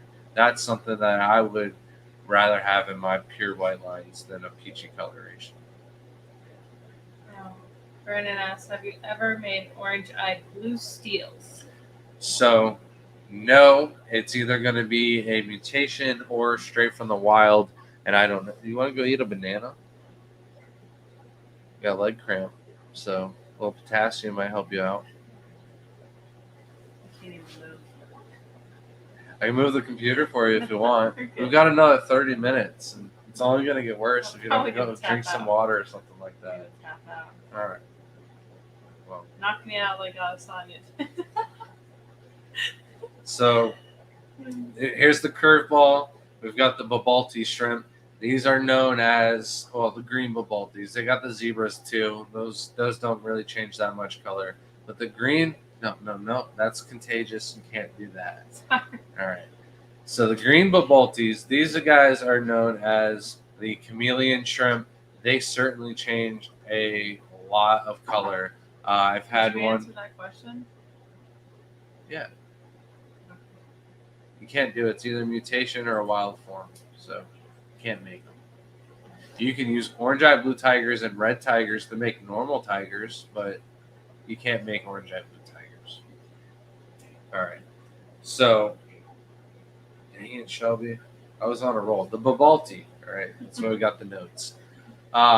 They call them the chameleon shrimp because they can go from green to like gray to clear to orange. I've never seen like reds, but I've seen like bluish, light blue in coloration and stuff like that. There's nothing really that alters their color. They just kind of like go through this flipping, changing of colors in a cycle or whatever. But I don't really have enough of them to see any kind of like pattern or anything like that with weather. So I don't really know what's going on. But if they're changing colors on you, don't be worried. They do that for everybody. Are we all caught up in chat too? Zoltan says, "Can I use orange eye, orange body mixed with Aurora blue to get green?" Yeah, because the pigments are there, but the best way to get green is to get the best Aurora Blue Tiger you possibly can, and then cross it with Yellow King Kong. First generation usually has the best greens out of any cross I've ever done. Guppy B said, "I watched a few videos on setting up a baby brine shrimp tank. Most hatched, then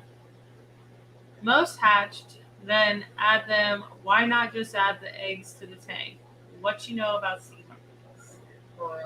All right, so I think the reason why they hatch them in the brine shrimp container is so that they can remove all of the eggs when they hatch. When they hatch, the eggs float, and then you put them in a little container, and the bubbler makes sure all the non-hatch eggs tumble, and then they can start hatching.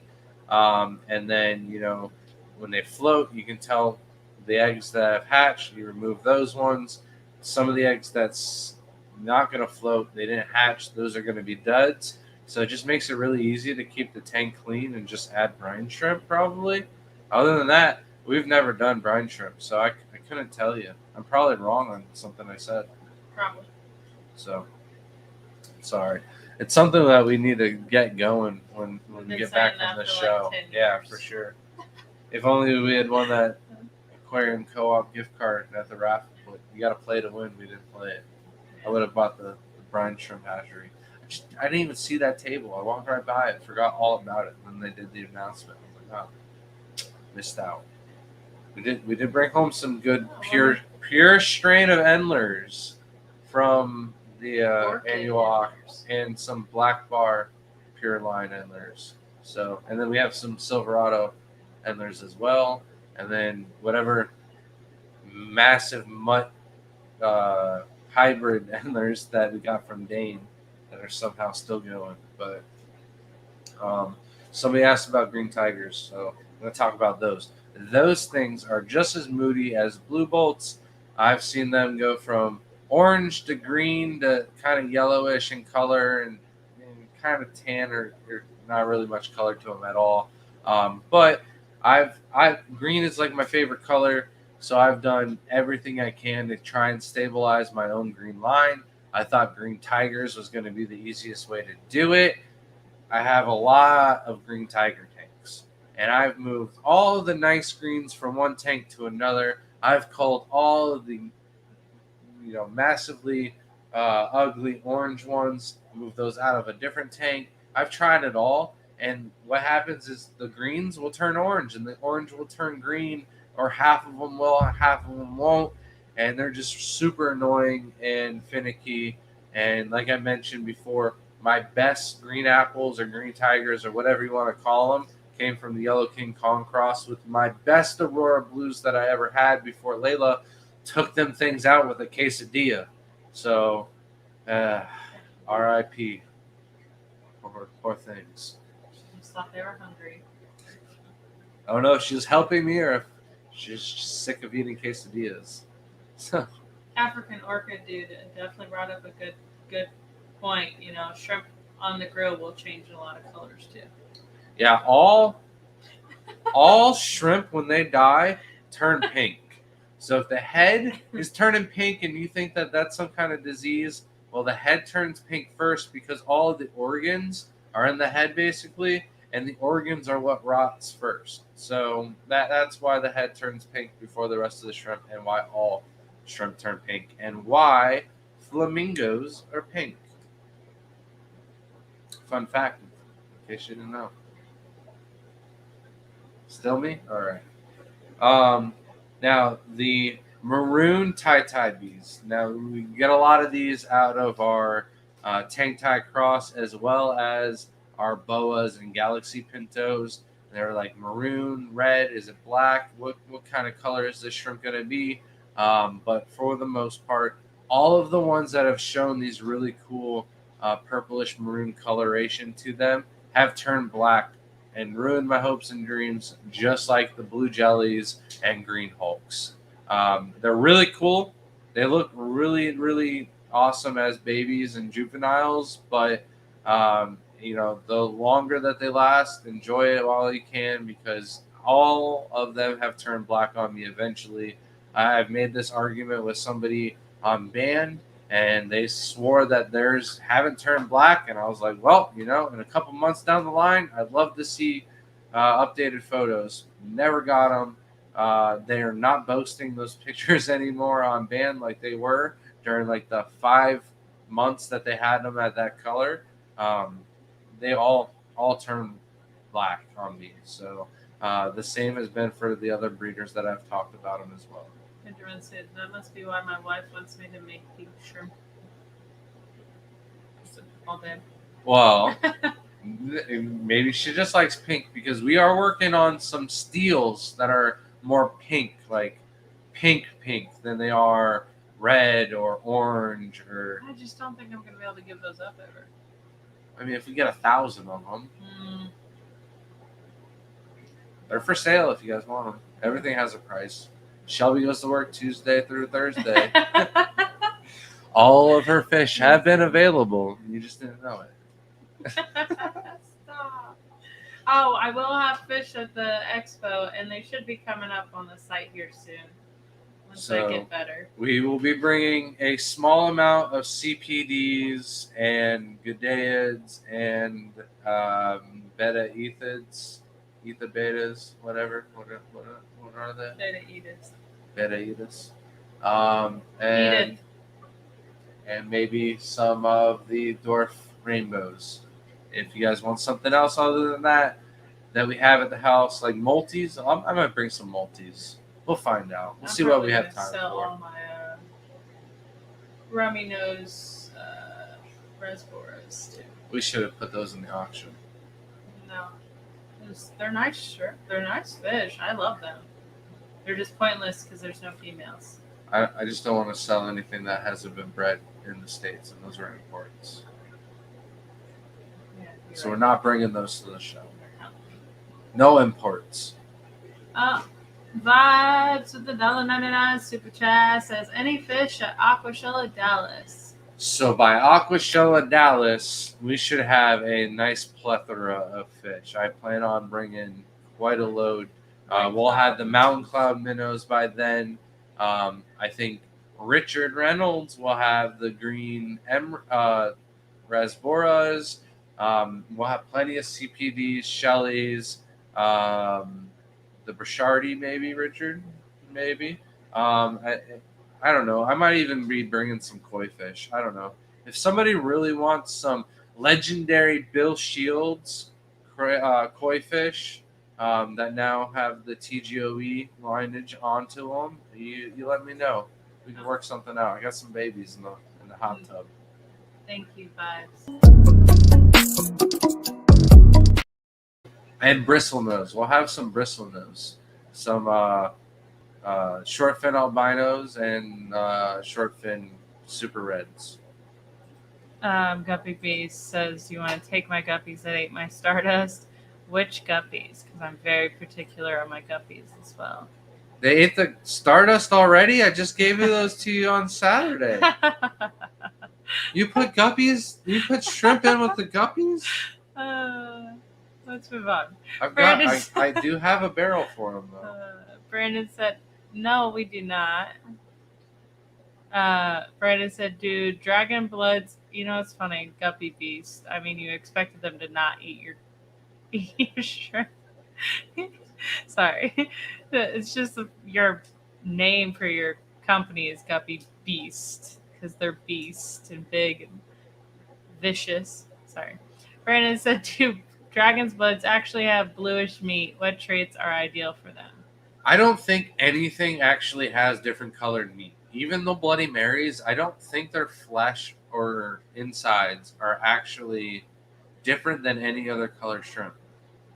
So the desired trait for blue dragons for me would be a nice blue body, like this if preferred, and then even darker blue striping, but not black. It has to be blue still, so it's hard to do. Jamie said, "Do your shirts come in black? Because I rock a morbid clothes style." We have not done black. We only have the blues right now. We'll probably get black next because it's just more of a common color shirt. But that's gonna be a little bit. I mean, you could buy it off of Spring Tea if you really, really need it in black, but the quality's all over the place with that. That's why we went and got our shirts made. We also wanted the bright blue so we stood out in the crowd. So like we know when someone's wearing our shirt. Spring Tea might be way cheaper for you though, Jamie, because you're in Canada. Yeah. They might have like a Canadian shirt dealer. Because they can ship everywhere, I think. If they're in Canada, eh? Yeah, I'm not sure. All right. Now, we've got the Shadow tie bees. We briefly talked about this before. And I mentioned Blue Bolts. And I talked about this in the video for Blue Bolts, but I saved it for the tie bees. The blues, and this will play into effect for Shadow Pandas as well. But any of the white pigment tie bees with white and black, if you have the GH a little higher or as age and stuff like that, the white can turn to blue. So there are a lot of people that like the white over the blue, and that's actually part of the reason why it's so much harder to find pure white pandas now. Almost all of the pandas are shadow pandas if they're a pure line. However, if I ever wanted to recreate some white pandas, I could just cross the white pandas or the shadow pandas with Red King Kongs, and I should be able to reselect a breed for that white pigment, no problem. But almost nobody wants regular shadow or regular pandas anymore. Everybody wants the blue, the shadow. So my tips are raise that GH up just a little bit and give them some time. And as they mature, that blue color will come in. We've got some really nice shadow tie bees with the blue backlines on the website. And, those can go anywhere from Black King Kong with the back stripe extreme to the shadow pandas with the backlines on them as well. So definitely a cool shrimp. One of my favorites. Vibes coming in with another $1.99 super chat. Says schooling fish to go with discus. So the ones we recommend are the dwarf neon rainbows. And the reason why we recommend them are that's what we have in with our discus. They are faster than the discus, so they don't really get picked on. They're not aggressive. They don't even seem to want to go after the food that the discus go to on their side of the tank.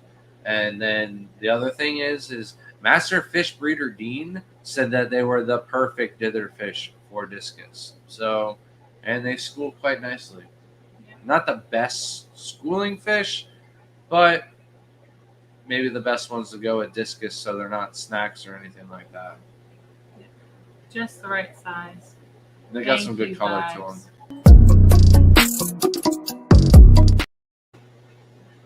There's probably a couple other bigger rasboras too, but it's kind of tricky because discus do like to eat other fish, so they seem to work out really nice. And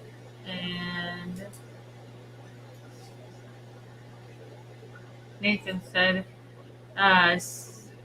leave some fish for the rest of us, please. Richard's fish room is amazing, and his fish are nothing less.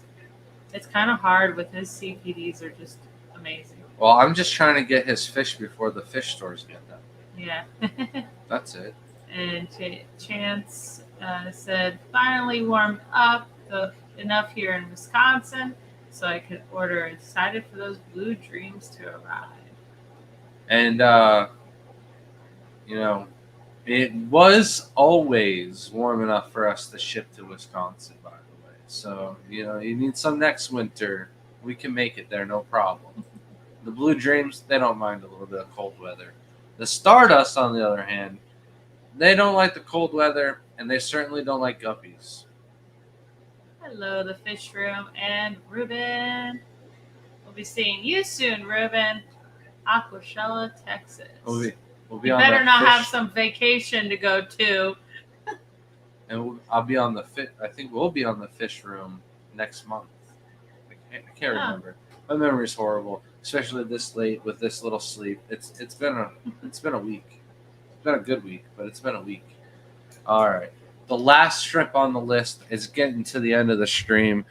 So, guys, if there's a shrimp I haven't talked about, you want to know why it's changed colors, you got 10 minutes basically to hit me with that. Unless you wanted to know about the Aurora Oh. Blue.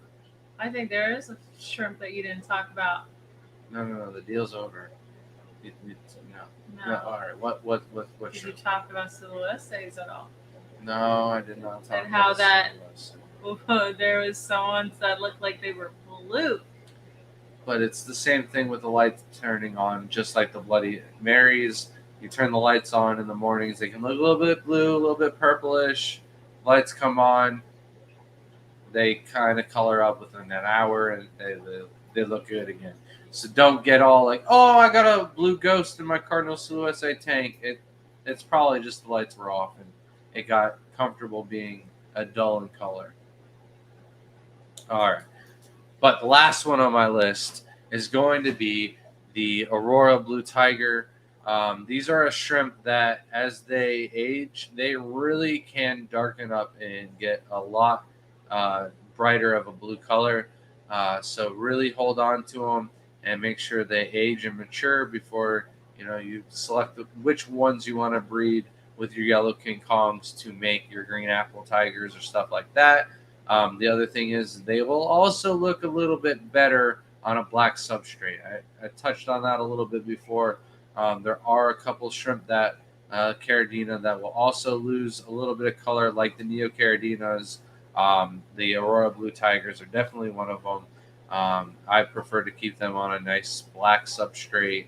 And they're tiger shrimp, so they can go on a little bit of an exhausted older tank. Maybe one that's not good for tie bees. It would be good for your Auroras now. Nathan asked, best beginner shrimp with both type of Neos and Caridina.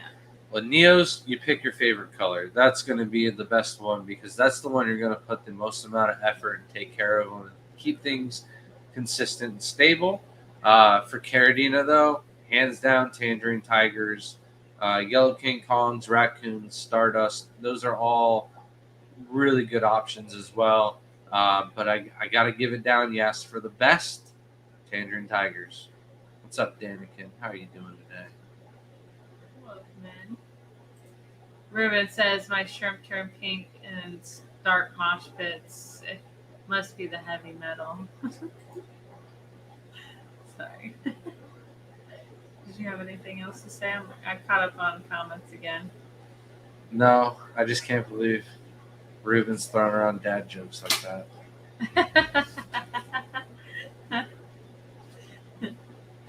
My kids think uncle jokes are better than dad jokes. They're the same thing. It's all right, though. Well, it's coming to the end of the stream. We got 7 minutes. 7 minutes to talk about something. We covered everything.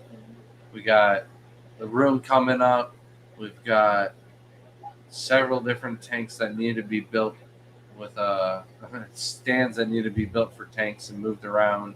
Outside, we've got a plethora of plants that we just stocked up on.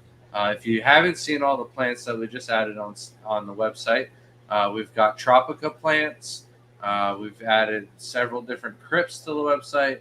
I've got more swords, Anubis, and other little things that we need to update the website on, and be on the lookout for a lot more. I think every month we're going to be bringing in, another few pond loads of ponds, and we'll be expanding. I think I need another at least 10 ponds outside just to kick Shelby's fish all out. So I'll be looking for different kinds of plants.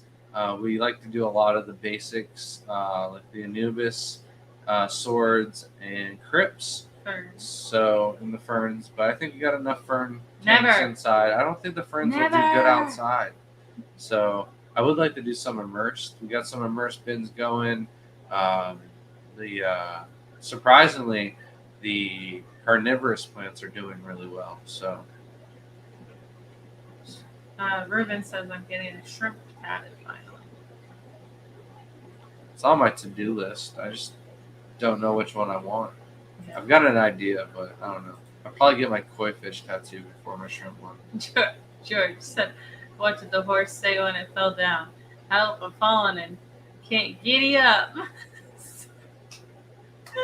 Love it. Sorry. And then WB said, "Any way to color up my baby brine shrimp? Probably feed it that very. I don't know if you could mince that enough. The tetracolor into a powder. It could work." I think there is some type of food that you can feed to make them color up. I'm trying to channel my Bill Shields talks, but I don't know. I can't think of it right now. And George will be streaming in about an hour. Everyone head over there when you can. He's got the We will dad be jokes. Passed out. Sorry. Time difference. But if you're still awake, make sure you check that out. Alberto says, if I make an order, can I add a note asking for like 1 to 2 small sprigs of mosaic plants added to it, even for a couple extra? All right, so Do we even have those up on the website? the yet? mosaic plants are $5 a piece. So if you want a sprig, it would be $5 per. You could add those on via PayPal, or say if you wanted to buy something that was 3 items that was $5, and you just put in the notes, hey, I don't really want these green tiger shrimp, can you give me mosaic plants instead? I can do that, but they're $3 or $5 per crown at the moment. It's early in the season. Once they start growing and we get some really long shoots, they'll be $10 per shoot, but it'll come with like 3 sprigs on it. Right now, there's just one stem, one little crown, basically. Abstract says, have you used horsetail rush with shrimp and ponds? I have no idea what that is. Do you? No idea. No. Hello, Galileo 78 said, hello from Iowa. Nice. Too cold up there. Nate said, I never knew you had bristlenose, or I would have ordered my lady bristlenose albino long ago. All of ours are really small right now.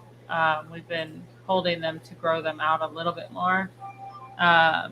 It's just like a Like a pond plant. yeah. That's cool. No, but that would be awesome.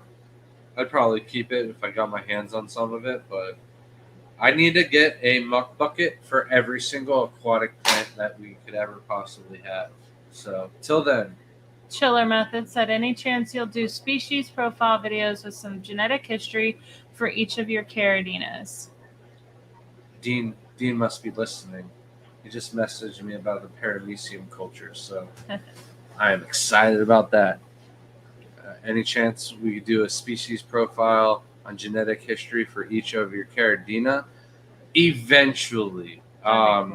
Once Shelby quits her job and we can do this full time, we would dedicate one video every week, and I would start probably with like red cherries and then like alternate. So 1 week I do Neo, the next week I do Caridina until they're all done.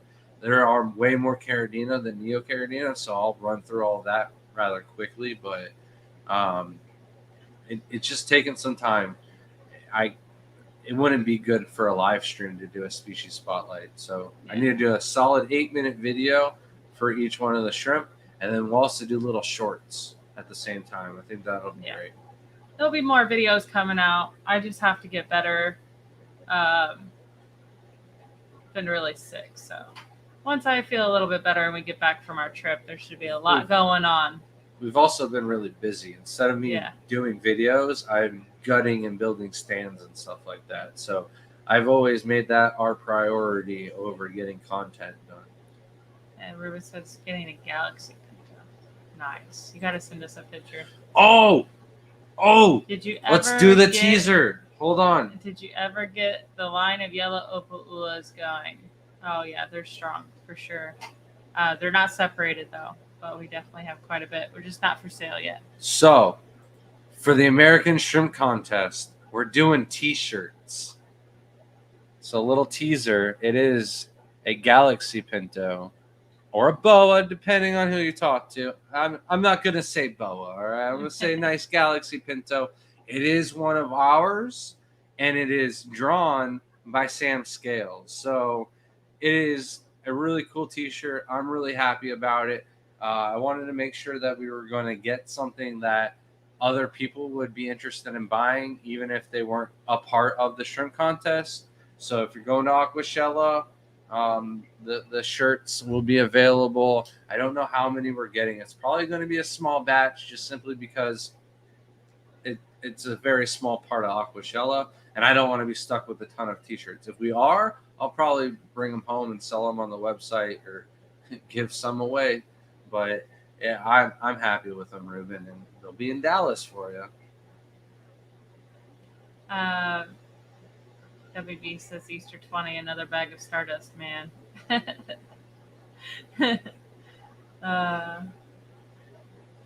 Are we good on Stardust? Spaghetti Because we says just horse shipped tail. out like 30 of them today. Yeah, that was just out of one tank.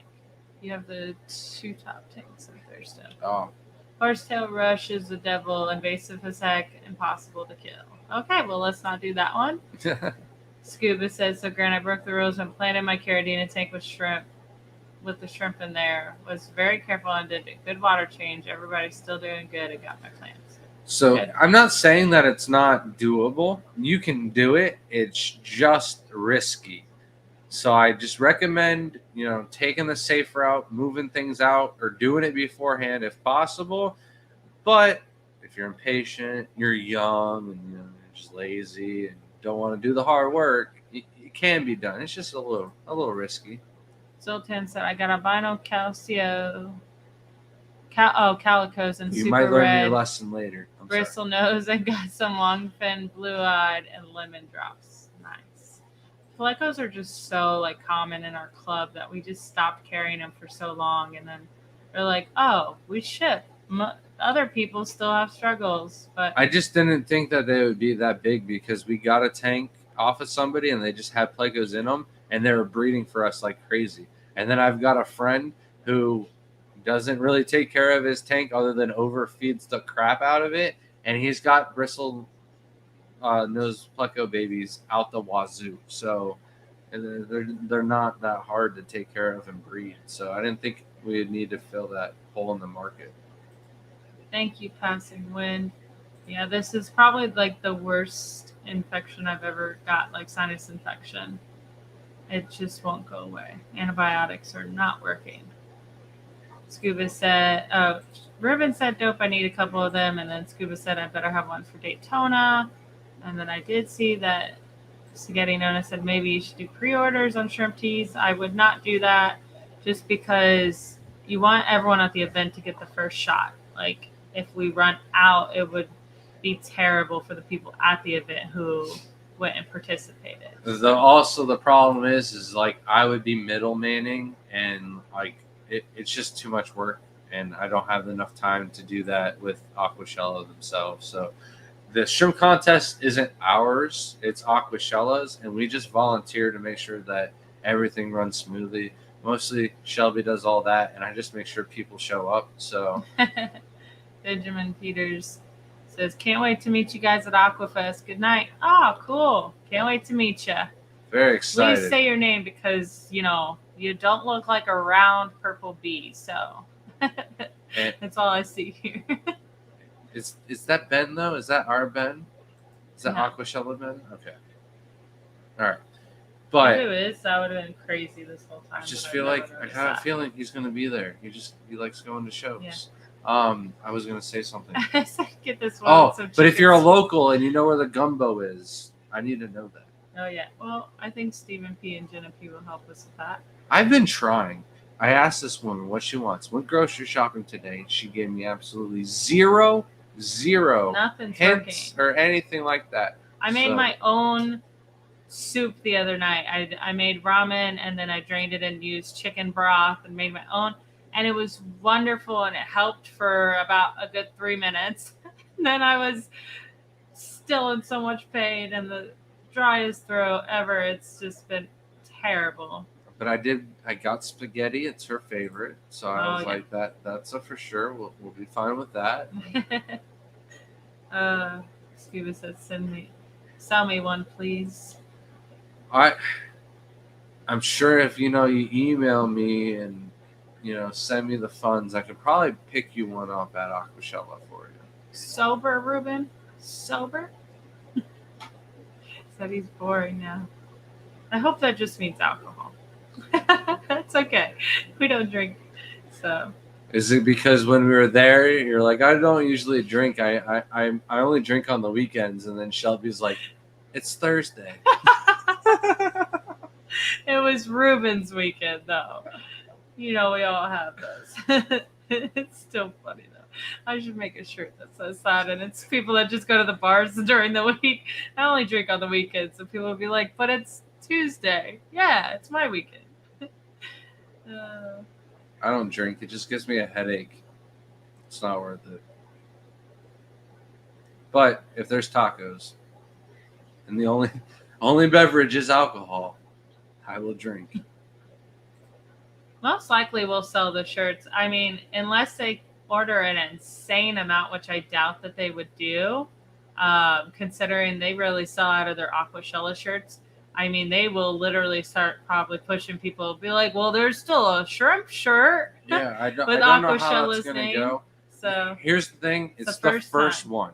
So if we order 100 t-shirts and they're all gone on the first day, then obviously we do like 200 for Daytona. But as much as I love shrimp, I don't know where or how much other people would love shrimp enough to buy the t-shirt. So I am happy that we should be able to get some for the volunteers. That's something I'm working on. So I forget to work with you. Said I work at a compounding pharmacy and make antibiotic nasal sprays for hard to treat infections. Look into BEG nasal sprays, combo antibiotic with some other things. It's really my ear. I can't hear. It's completely closed up, but it's like not mucus. It's like the weirdest thing. I feel keep like I'm taking the underwater. yellow King Kongs that climb out of the tanks. You I just put it put into 'em- her ear at night. I was actually worried that it might be a spider or something. I like keep thinking like something's gonna be crawling in my ear because I can't hear. Nope, like- just the yellow King Kong. The lady was just like, "Oh, it's a little swollen," and I'm like, "Yeah, I mean, I can't hear out of it at all." And she's like, "Oh, these antibiotics will help." Nathan said, "Sniff some BC powder; it'll clear you right up, or it'll burn a little." That's terrible. That stuff And I'm is definitely going to be gross. getting some baguettes. 100%. I passed through that cafe the first time I went, and I wanted it so bad. And my dad was Cafe just like, du Monde. I don't know what that is. We're not going to there. Baguettes. Is that But the I've watched bread? enough. I don't even know what it is, but we're going.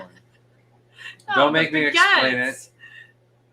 It's going to be Baguettes. delicious. We're going to Yeah, have whatever it. I it know is. exactly what the cafe looks like, too, so I'm so excited. It's like 10 minutes away from our hotel, I think, I don't care. or 20. But like that's. I'm saying that's close. Like I'm We're not. going to the street market. It's going to be great. Zoltan said, "When are you going to Colorado?"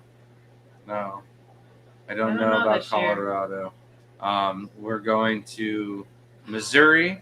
We're going to Pennsylvania, and we're going to not feed the dogs any more Anymore. eggs, Shelby. Sorry. And then that's it. That's it. For now. In South Florida, but that's still Florida. I think we're gonna end the stream now because Steven I think it's just says gonna get Gumbo's worse. walking distance. I told you. He knows. Okay.